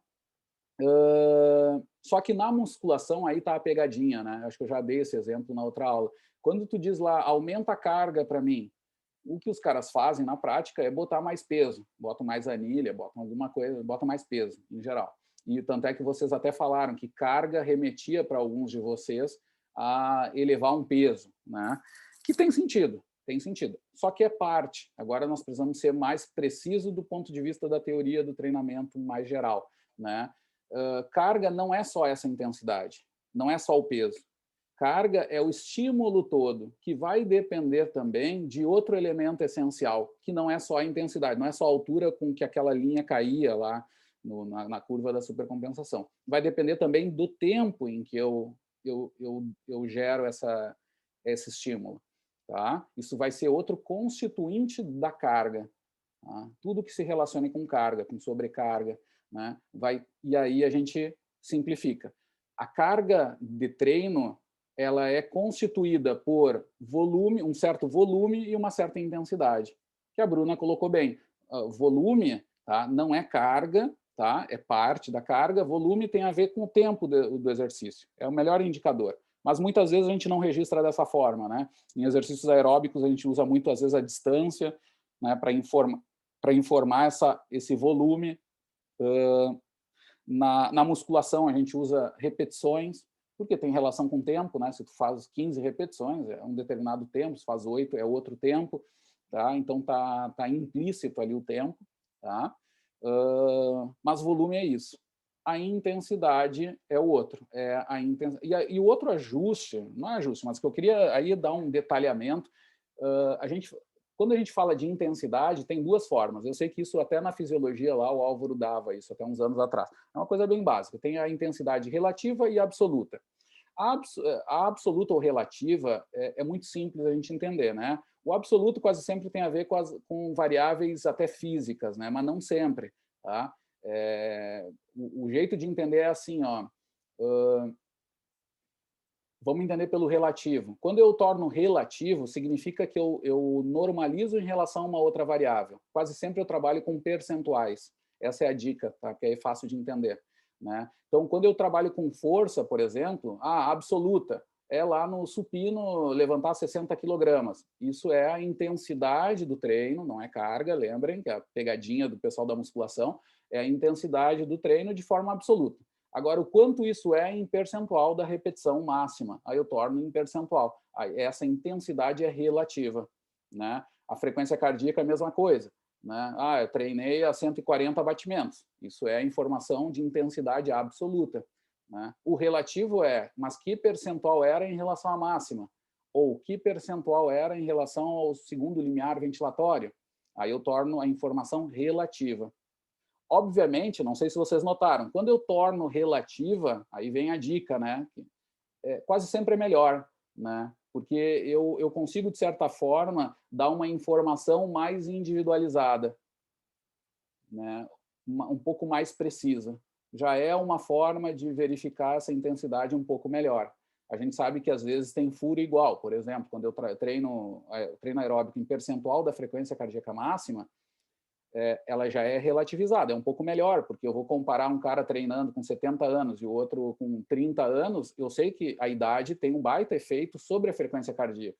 Se os dois estiverem treinando a 140 batimentos, é óbvio que o idoso está treinando numa intensidade muito maior, porque a gente sabe que a frequência cardíaca máxima ela vai decaindo ao longo da idade. Então, já é bom, mas mesmo assim tem furo, né? A gente sabe que os percentuais de frequência cardíaca também indicam limitações, que a gente vai ver depois em treinos lá de resistência, tá? Mas só como exemplos de uso dessas intensidades, absoluta ou relativa. Só no exemplo ali que eu acho que tu deu de relativa, que ficou um pouco estranho, tá? Acho que estava um pouco estranho. Quase sempre, o melhor exemplo intensidades relativas é dado em percentuais, tá? Essa é a melhor forma, assim, de tornar a coisa mais usual mesmo, tá? Em treino. Falhado um pouco ali, prof. Mas se for ler ali, vai estar escrito isso aí. Tá. Não, e se for, então melhor, ótimo, tá? Tranquilo. Que mais? Me chamou a atenção também que vocês tu começou a apresentar no Google Drive, né? Mas depois eu vi, tá lá a produção, né? Tudo bem, tá? Não tem problema. Mas é isso, acho que das informações de volume... não, eu quero fazer uma pergunta já para vocês pensarem, que é algo muito de base e nessa altura do campeonato a gente já tem que entender as relações gerais entre volume e intensidade. Mas aí eu vou deixar para algum integrante do grupo, eu não sei se está aqui, tá? Não, deixa eu ver aqui. Bruna... Giovanni, Marina ou Vinícius que respondam, tá? Um dos três. Não tem nenhum dos três? Eu A Marina... Que me respondam como é a relação de volume e intensidade, de modo geral. Então, naquela imagem que a gente colocou ali no no trabalho dá a entender que uma coisa automaticamente diminui a outra, né? E a gente acha que não é bem assim, porque Ah, não? Marina, né? isso, Tá. Diga, Marina, por quê? porque não, porque a gente, pelo menos a gente debatendo um pouco assim, a gente acha que tem relação, obviamente, mas não necessariamente uma coisa diminui a outra, né? Porque a gente aumentando o volume, a gente poderia aumentar a intensidade também. Sim, mas nessa situação, tipo, sim, dá para fazer. Mas o que se afirma, claro, é jogar no geral. Assim, agora nós estamos vendo relações gerais, tá? Se tu pega, por exemplo, corrida, tá? O exemplo que o grupo da manhã botou foi simplesmente botar lá uma Usain Bolt, era uma prova de 100 metros, tá? E aí botar lá intensidade. E outro exemplo era maratona e volume, estava ligado a volume. O cara correndo uma maratona, tipicamente, e estava lá volume. Tá? A gente sabe que nessas situações, os dois estão fazendo a atividade a 100% da sua intensidade, ao máximo que podem. Tá? Agora, se a gente pega a velocidade absoluta, a gente sabe onde a intensidade é maior, nesse exemplo. E aí o exemplo fecha, assim. E isso acontece em todos os treinos, assim, assim como uma relação geral. Aqui não é o detalhe, né? Vocês dão o exemplo do detalhe. Sim, tu pode, em alguma condição, aumentar o volume e a intensidade, mas o treinador experimentado sabe que quando está fazendo isso, ele tem que ter mais atenção, porque ele está quebrando aquela relação. Pode, claro, tem treinos que são assim, a gente vai ver com tempo de intervalo, quando falar de tolerância ao lactato, é um treino que a intensidade é alta e o volume tem que ser relativamente alto para aquelas intensidades que o cara faz, mas é uma situação extrema, né? A gente sabe que é algo que tem que ter cuidado, né? Dá para fazer com cuidado mesmo, situações de overheating e tal. Agora, entendeu? É a relação geral. A mesma coisa para musculação. É geral, claro, numa semana para outra, daqui a pouco eu aumento os dois, mas sei que estou fazendo algo mais agressivo. Tendencialmente, o que eu faço na musculação? Quando eu treino força máxima, perto do 100% da RM, são poucas repetições. Não adianta. Mas eu posso fazer mais. Sim, tu pode. Tu aumenta uma repetição, mas isso é uma adaptação lá específica, um treino avançado. Mas, em geral, quando eu penso em treinos de força máxima ou resistência de força, não adianta. A relação é inversa. Eu faço, para força máxima, eu faço poucas repetições. Para resistência de força, eu faço mais de 10 repetições. E a intensidade é o inverso mesmo. Então, essas relações é importante, tá? Então, vejam, são regras gerais. E as situações onde se quebra essa regra, pode acontecer, mas elas são raras, isso já não é uma regra geral, é raro, por isso, né? Confirma a regra, digamos assim, e é sinais de alerta. Arriscados, assim, né? São sinais de alerta, então essas relações são fundamentais. E o que eu dou assim de aprofundamento, só dica, porque não é que eu vou falar muito sobre isso, é que isso tem muito a ver também até com a filosofia. Isso tem um papel dos russos, a escola soviética do treinamento, ela teve muita função também em base da compreensão que eles tinham de dialética. Né? Claro que eles usavam para questões dentro da filosofia muito mais complexas, mas uma das características da dialética, eles depois aplicaram no materialismo histórico e outros campos, né, de conhecimento, mas aqui no treinamento, eles usaram essa relação dialética entre não é intensidade, era qualidade e quantidade do fenômeno. Né? E a intensidade estaria relacionado à qualidade do fenômeno e a capacidade desse fenômeno se transformar em algo mais quantitativo, que seria o volume, e vice-versa, que é essa relação inversa de uma coisa com a outra. Então, não adianta. Se eu quero fazer uma prova de 100 metros, tendencialmente, minha intensidade é alta. Se eu quero fazer 40 quilômetros ao invés de 100 metros, não adianta. A intensidade vai ter que baixar para poder fazer esse volume, para transformar esse fenômeno em algo mais de volume, né? Seria quantitativo, né? Então, isso tem a ver com essa questão da dialética. Mas isso é bem a base das questões centrais de treinamento. Tá? Então, aquela imagem ali tem bastante sentido, assim. Tem, de forma geral, tem. Tá? De forma geral, tem. Assim, a gente vai ver que isso vai ser um guia de treinador, quase que ele não vai pensar sobre isso, mas ele vai tomar decisões. Quando ele passa a treinar em intensidades maiores, ele passa de um HIIT para um sit, coisa assim, ele sabe o que vai acontecer com as intensidades e com os volumes. Não tem jeito. Tiros de 7 segundos, 10 segundos são diferentes de tiros de 40 segundos. Não adianta. Né? Então, essas coisas vão fechar. Vocês vão ver que vai ser sempre a regra. E vai ser só as exceções que confirmam a regra. Essa é a dica. Só para completar, prof, tu falou ali da maratona, né? É óbvio que a pessoa vai estar em intensidade 100% ali. Lembrei de uma aula do Álvaro aí, que ele fala justamente isso. Seria a intensidade absoluta mais baixa, mas uma intensidade relativa de 100% ali, né? Da capacidade do atleta. Isso aí.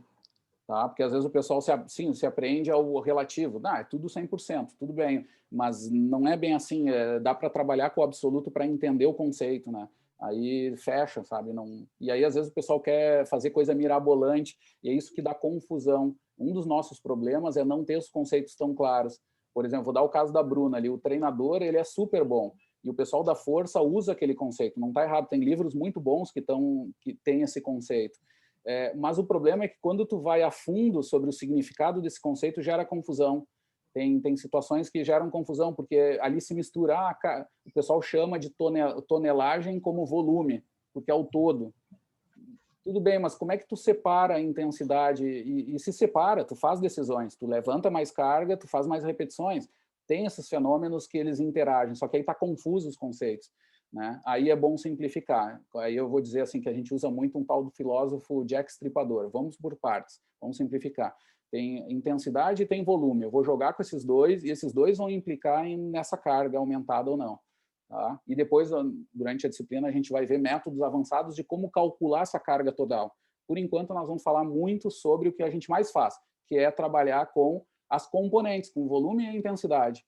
Tá? E aí vamos trabalhar dessa forma, simplificada, assim, com esse conceito.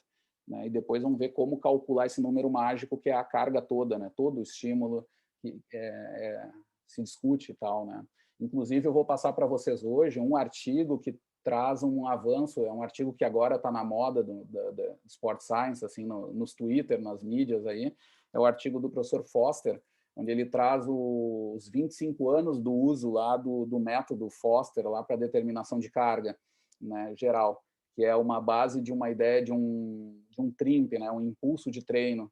É uma das formas de expressar essa carga total, de um jeito muito simplificado, usando a escala de Borg e tal, a modificada. E eu vou passar esse artigo para vocês, que é uma coisa bem atual, e de um grau de dificuldade bem menor, que às vezes a gente se confunde muita coisa e vai vendo que hoje ainda é um dos melhores métodos que a gente tem de determinação de carga é essa.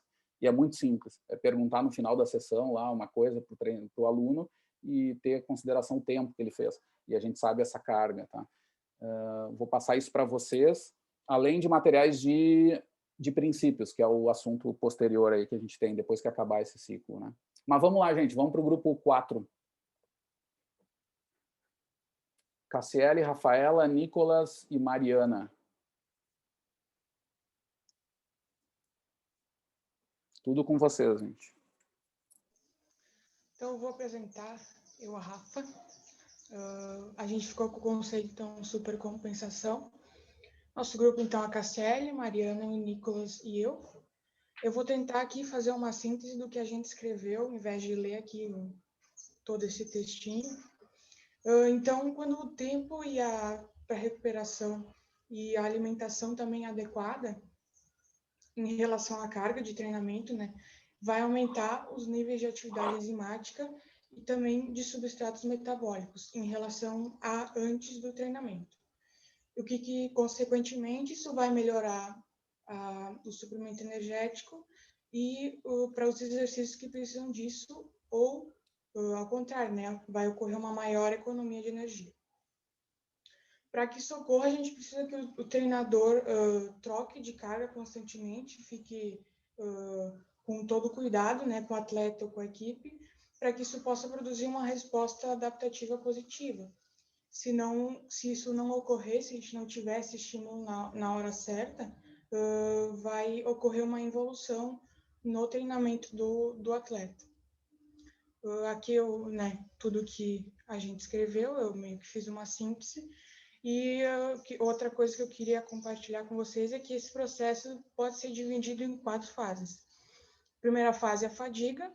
Após o treino, vai ocorrer uma fadiga relacionada ao catabolismo. Na segunda fase, vai ocorrer a compensação, que após o período de fadiga, o corpo começa a se recuperar e se prepara para uma nova fase.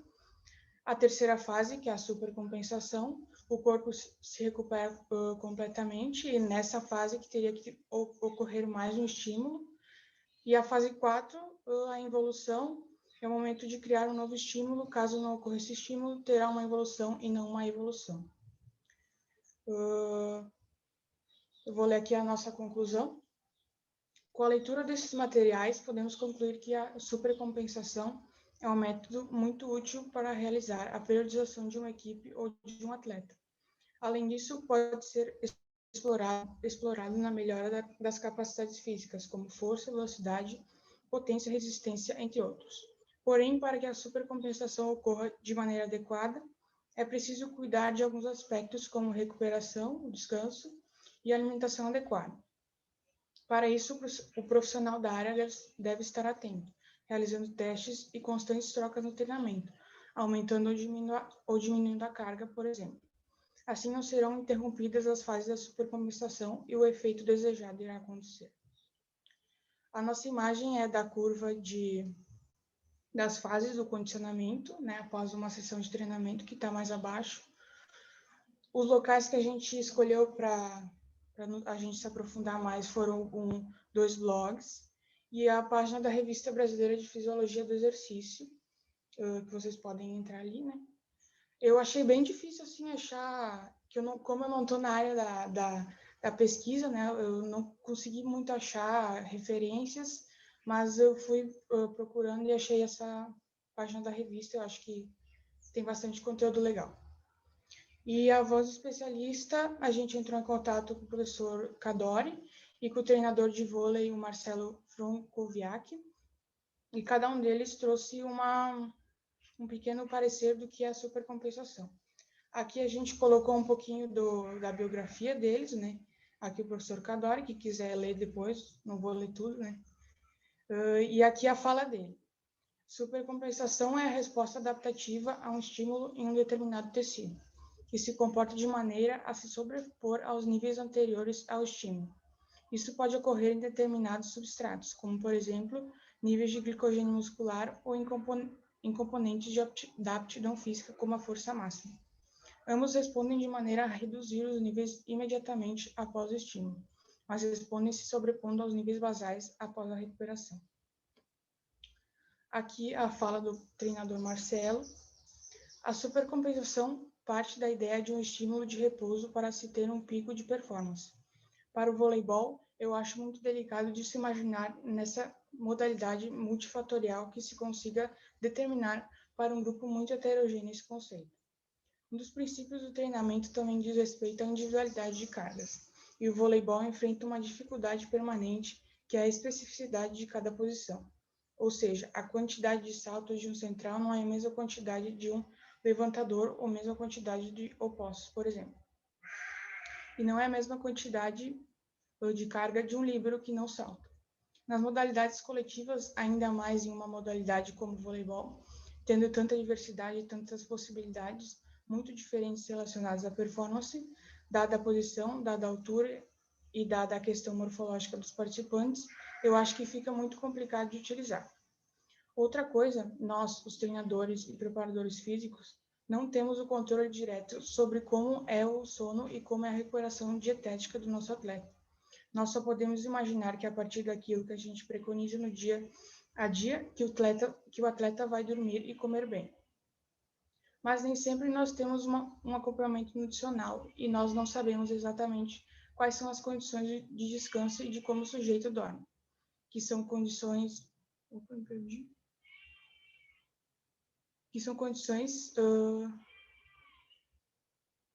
que sine qua non no sentido da recuperação, para obtermos um efeito da supercompensação. Eu, sinceramente, junto aos meus preparadores físicos, não trabalho esse conceito. E isso também tem uma relação de uma forma geral com o fato de que o voleibol muitas vezes tem muitos jogos em sequência. E além de ele ter muitos jogos, se tem muitos treinamentos em sequência. Nós do voleibol não podemos fazer um pico de treinamento e ficarmos 2 ou 3 dias sem contato com a bola. Não existe essa possibilidade. É super necessário com a questão da repetição se reproduza. Então, no voleibol especificamente, eu não acredito que seja um parâmetro interessante de nós trabalharmos com método de treinamento e método de obtenção de performance, conceito de supercompensação. Ele deu uma fala bem completa para a gente, mandou vários áudios, inclusive, foi bem legal.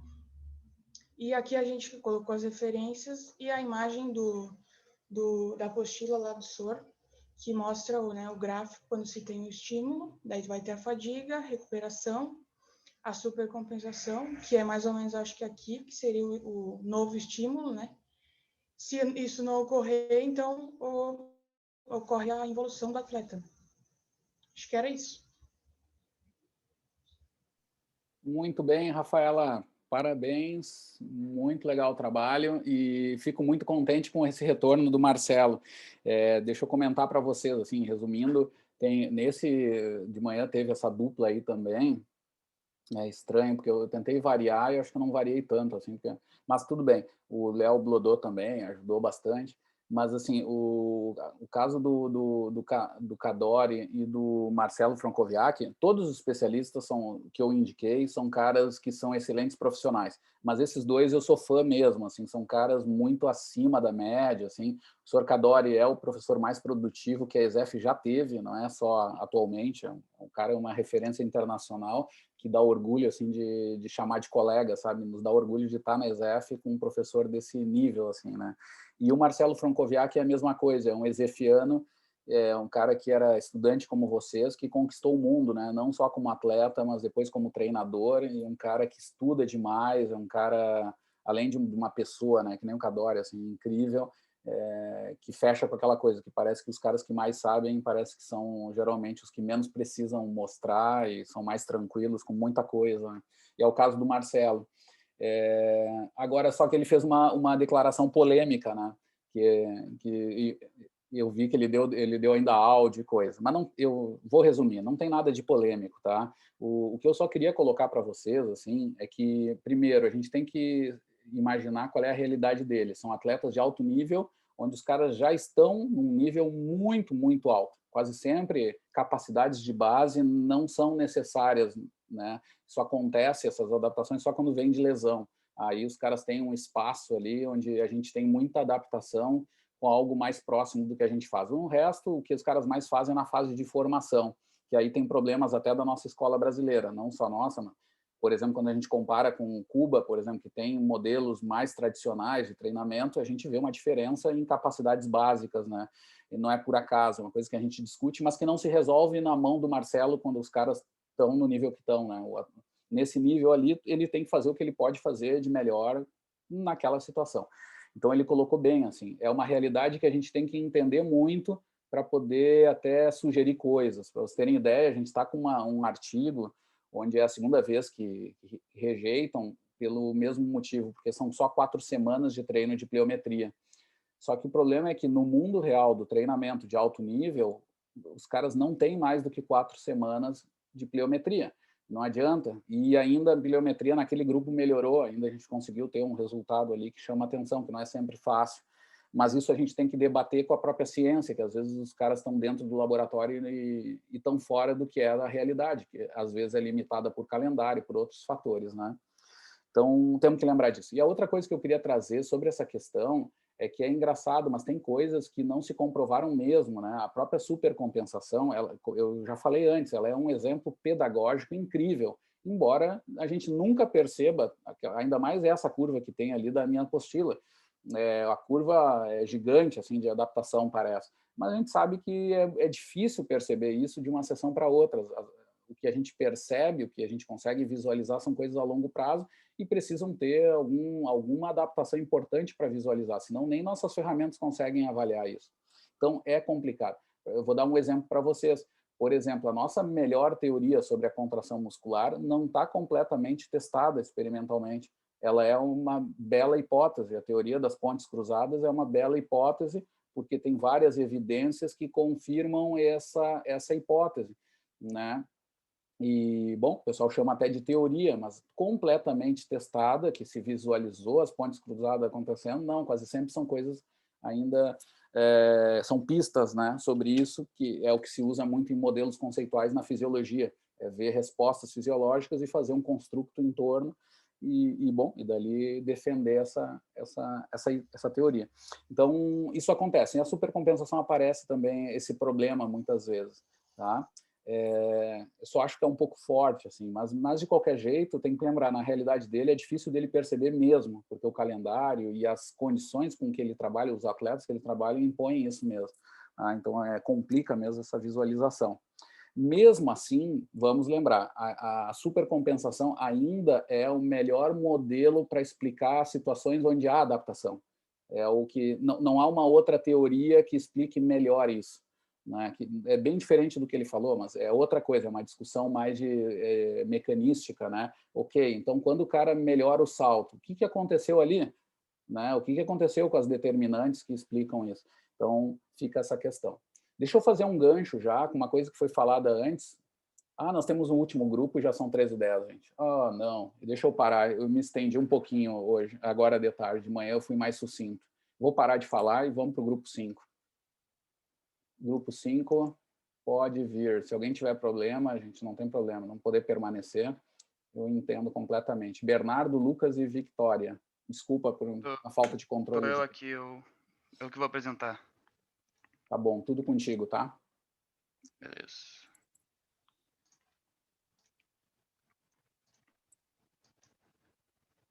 Tá aparecendo aí? Tudo certinho?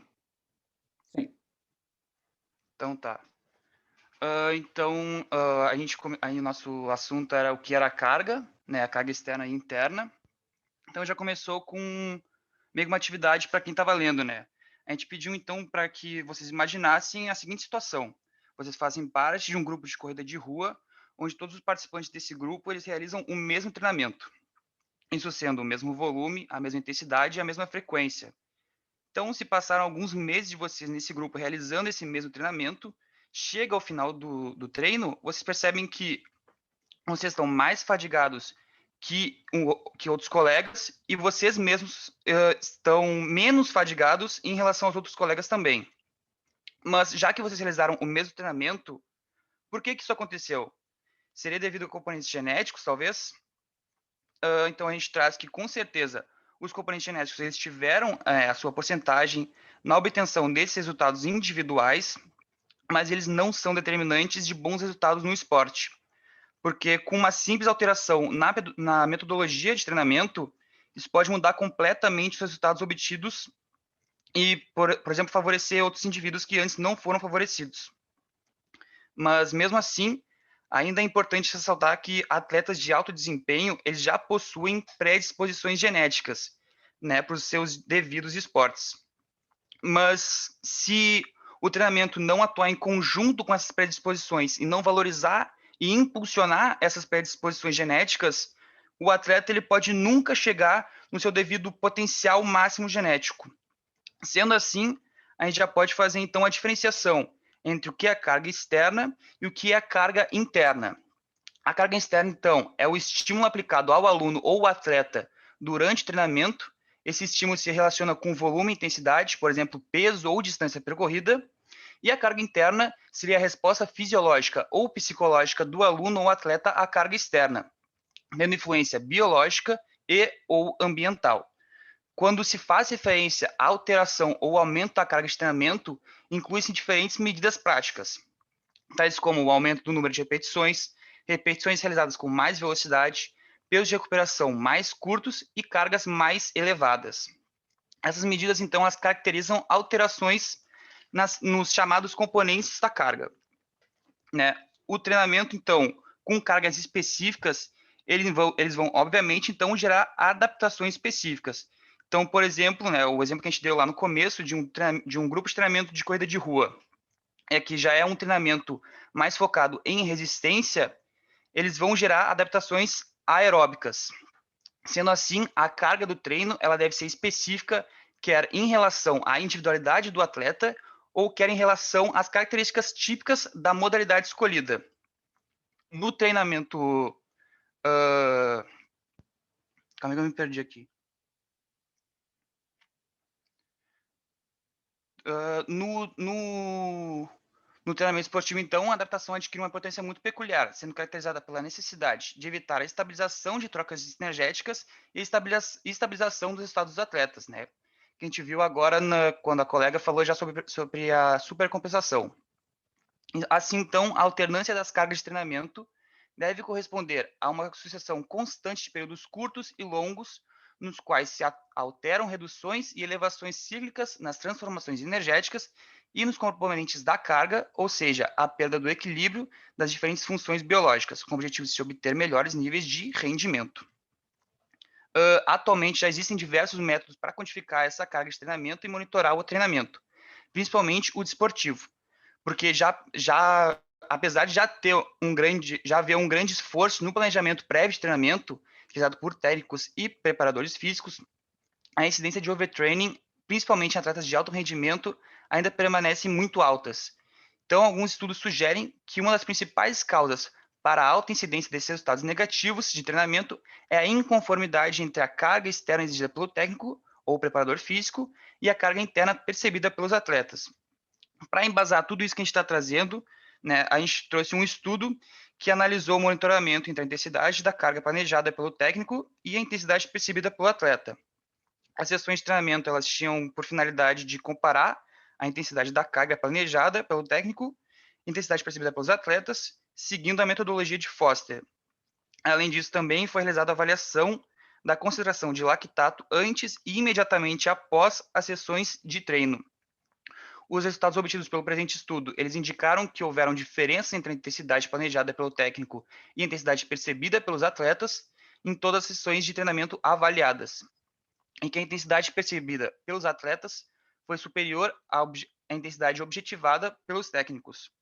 Como causa desses resultados que o estudo ele teve, né, eles apontaram como algumas causas como características da metodologia de treinamento a que os atletas foram submetidos, a exposição aos longos períodos de treinamento em campo, o que pode causar notáveis disfunções fisiológicas nos atletas, falta de comunicação entre atletas e técnicos sobre o planejamento e objetivos do treino, e também um acúmulo de carga de treinamento sem o devido período de descanso.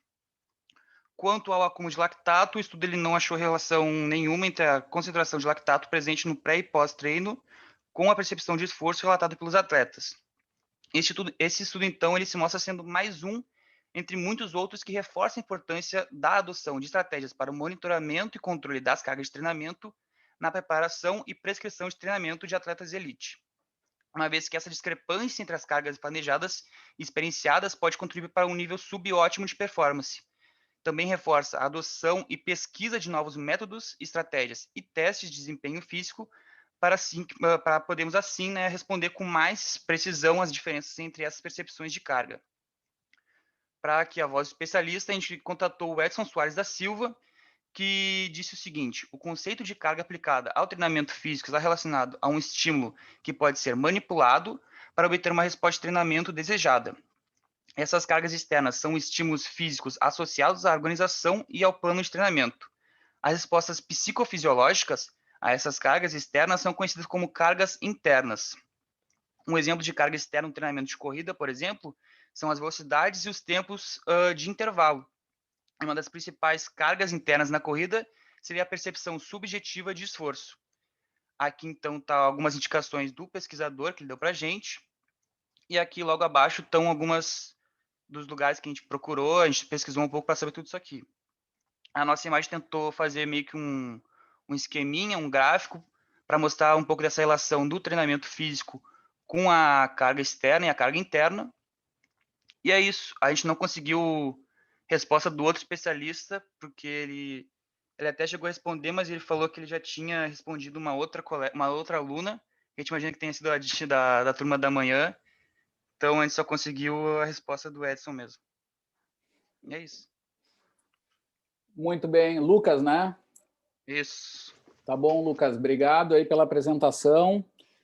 Boa. Sabe que nessa apresentação do Lucas, eu acho que fechou, aí eu confirmei, né? Vamos tentar nas próximas, ver se a gente consegue fazer uma apresentação que não seja em leitura, assim, só para tornar talvez um pouco mais. Eu sei que vai ser desafiante para vocês, né? Mas que eu vejo que, como não tinha que preparar nada, tá? De manhã, por exemplo, a gente teve, e aqui também, né? Teve grupos, a Rafaela, por exemplo, saiu a explicar mais a apresentação. Fica um pouco mais duro, porque como não está preparado, às vezes não quebra a linha de raciocínio e tal, mas sabe que eu prefiro assim, né? Então vamos tentar nas próximas, tá? Isso aqui a gente está aprendendo no andar da carruagem, então fiquem tranquilos do jeito que foi, mas nas próximas não deixar ali a apresentação, mas tentar fazer num modo mais falado, assim, do que vocês compreenderam essencialmente sobre cada aspecto, assim, para ficar um pouco... Sor, até vou te pedir, se caso chegar alguém que não tem grupo, eu gostaria que viesse para o nosso grupo, porque eu senti muito falta dessa comunicação no nosso grupo, sabe? A gente, na hora de fazer o trabalho, até cada um fazia meio que sua parte, mas acho que faltou um pouco dessa comunicação, né? Muito também porque a gente tem, tipo, a Vitória, que ela é uma atleta, então a gente pode já ter uma rotina muito puxada, então ela não tem tempo para nada, até que ela nem tá aqui na aula e tudo mais. A Vitória, a nadadora, não? Não, ela é vôlei de Outra. praia. Do Daí vôlei? até, Fez. aí se chegar alguém que tá sem grupo, puder botar o nosso aí só para dar uma mão aí. Tá. Eu acho que Vocês eu são o próximo senti grupo falta a dessa entrar, tá? comunicação. Tá todos com 4 Tá menos bom. vocês mesmo. Estão na lista ali. Mas, gente, parabéns, tá? Ficou legal, tá? Eu não falei de manhã, mas tudo bem. É importante entender esses elementos de carga externa e carga interna. É um dos tópicos mais comentados atualmente também em treinamento no meio internacional. O pessoal está discutindo muito. Por exemplo, tem uma proposição que o Franco Impellizzeri critica muito, é um amigo meu italiano que trabalha na Austrália, uma referência, que trabalham com, por exemplo, um coeficiente que é da carga externa dividido pela carga interna, e que esse índice indique alguma coisa para treino. O pessoal está detonando direto. São coisas muito avançadas, mas que também estão sofrendo muita crítica, que envolve até decisão editorial. Assim, os caras estão a briga política ali no meio.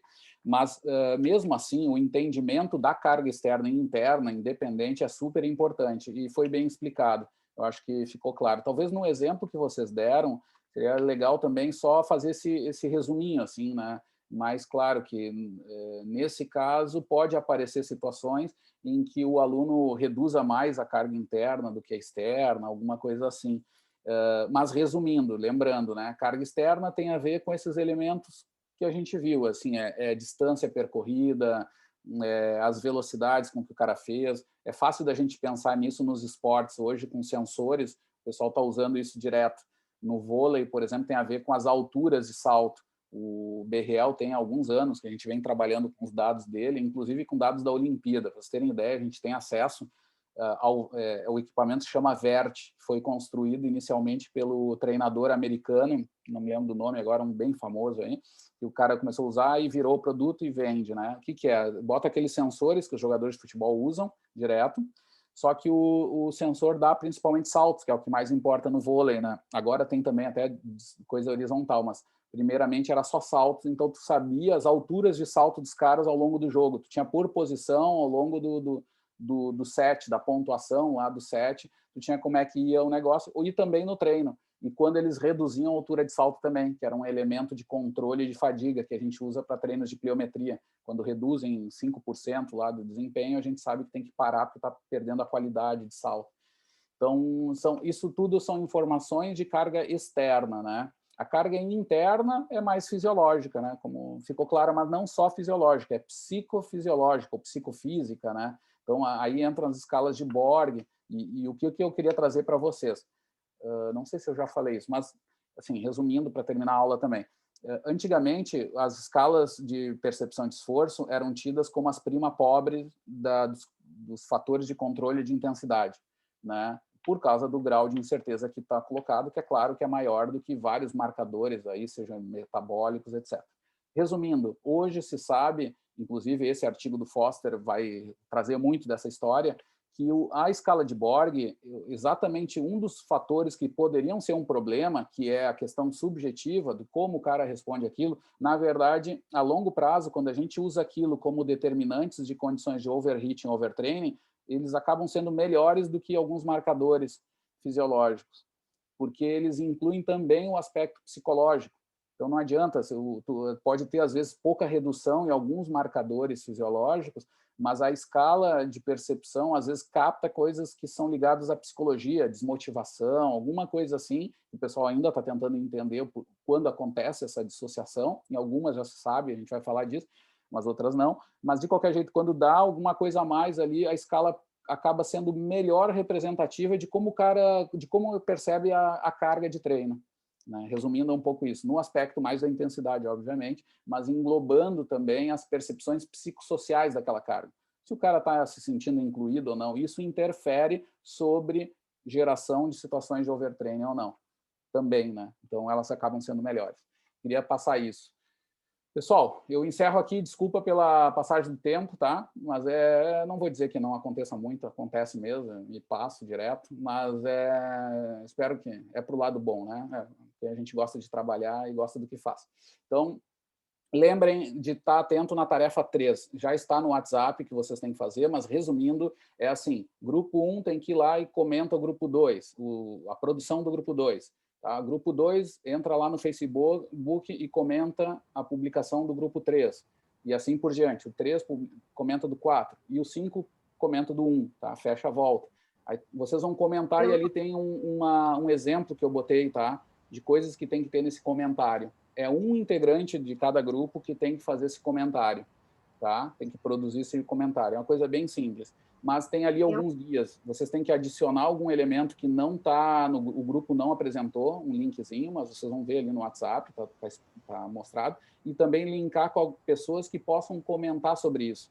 Vocês vão botar lá no comentário aquelas coisas, olha aqui, olha o que está acontecendo, o pessoal faz isso no Twitter, né? Chama gente que possa se interessar pelo assunto e peçam para dar comentário. O que tu achou? O que tu achou disso? Tá? Então, façam algum comentário geral e linkem ali. Está ali no exemplo do WhatsApp como fazer. Tá? Aí vocês vão usar aquelas funçõezinhas ali de link. Né? A tarefa 3. Tá? É a tarefa 3. Tá? Só ler ali, tem ali um exemplo, entre aspas, de um exemplo. Só usem outros, tá?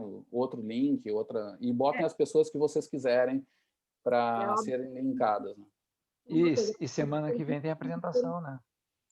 Semana que vem, sim, no dia 11, na quinta, tá? Começam as apresentações, tá? De manhã o pessoal já me perguntou alguma coisa, mas tá ali até as coordenadas do que tem que ter, tá? É 10 a 20 minutos, aí tem que usar o PowerPoint, tem que ter e a fala tem que estar um pouco mais preparada, assim.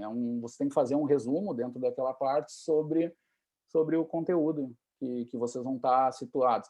Eu já mandei, fiquem atentos, assim, ó, eu só falei dos dois principais, que é a apostila e o livro lá do professor Ronei, o capítulo lá do livro do professor Ronei. Mas tem outros materiais. Entrem no controle de atividades, no arquivo do Excel que eu mandei, e vão lá nos links, lá no Dropbox tem links, tem várias coisas, tem artigos de aprofundamento também no Moodle, vocês vão em princípios, eu atualizei, inclusive, tem artigos de princípios ali com um resuminho, e procurem na internet. Eu busquei rápido com o pessoal, tem bastante coisa. Gente. Busquem e dou a dica. Quando forem fazer coisa mais aberta, botem science junto, ciência, que ajuda a achar coisa mais decente, não a opinião do fundo de...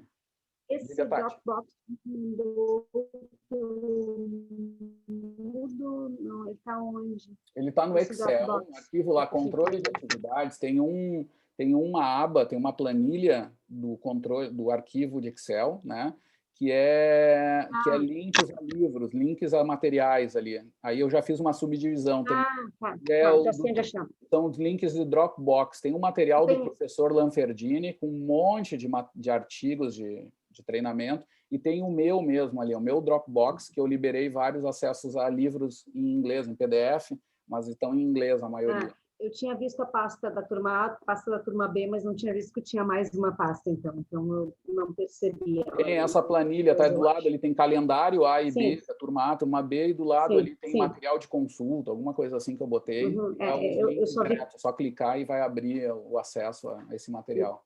Sim. Eu não vi mesmo. É muita coisa mesmo, gente, nem se preocupem. Mas tem, tá? Esse é um dos caminhos, tem os artigos de aprofundamento, tem muito material para vocês produzirem, tá? Mas lembrem que ali vai valer a apresentação, ali eu vou ser mais formalista. Tem que ter uma fala mais estruturada, assim. Aqui é bem informal mesmo. Sim, mas daí tu falou que ali a gente pode fazer slides, pode direitinho, né? Assim, que essa é a estrutura mais, como tu diz, uma estrutura mais de apresentação mesmo, né? Isso. Direitinho. Isso aí. Tá, gente? Ô, senhor, pode ser gravado ou tem que ser, tipo, aqui mesmo ao vivo? Essa seria bom ao vivo, né? Beleza. Porque tem... Não, peraí, tem a possibilidade. Se o grupo todo, aí tem que se combinar com o grupo, tá? Se o grupo não pode mesmo estar, porque tem 1 ou 2 e decidirem fazer gravado, não tem problema, pode fazer também, tá? Pode fazer também. É ruim que a gente não tem muita interação depois, mas... Tudo bem, mas pode fazer. É o vídeo produzido entre 10 e 20 minutos também. Mas ali é importante que todos participem, tá? Todos têm que falar alguma coisa. Sim. É importante nessa apresentação. Ô, Lucas, tu descobriu a nossa colega que é do grupo? Ainda não. Mandei mensagem no Moodle, mandei e-mail para ela e ainda nada. A Vitória é essa? Não, agora é a Letiele. Letiele. Ah, tá. É do outro grupo, né? É outro grupo. Ah, meu Deus. Nem eu. Deixa eu parar aqui a gravação, que eu estou gravando essas coisas, depois você...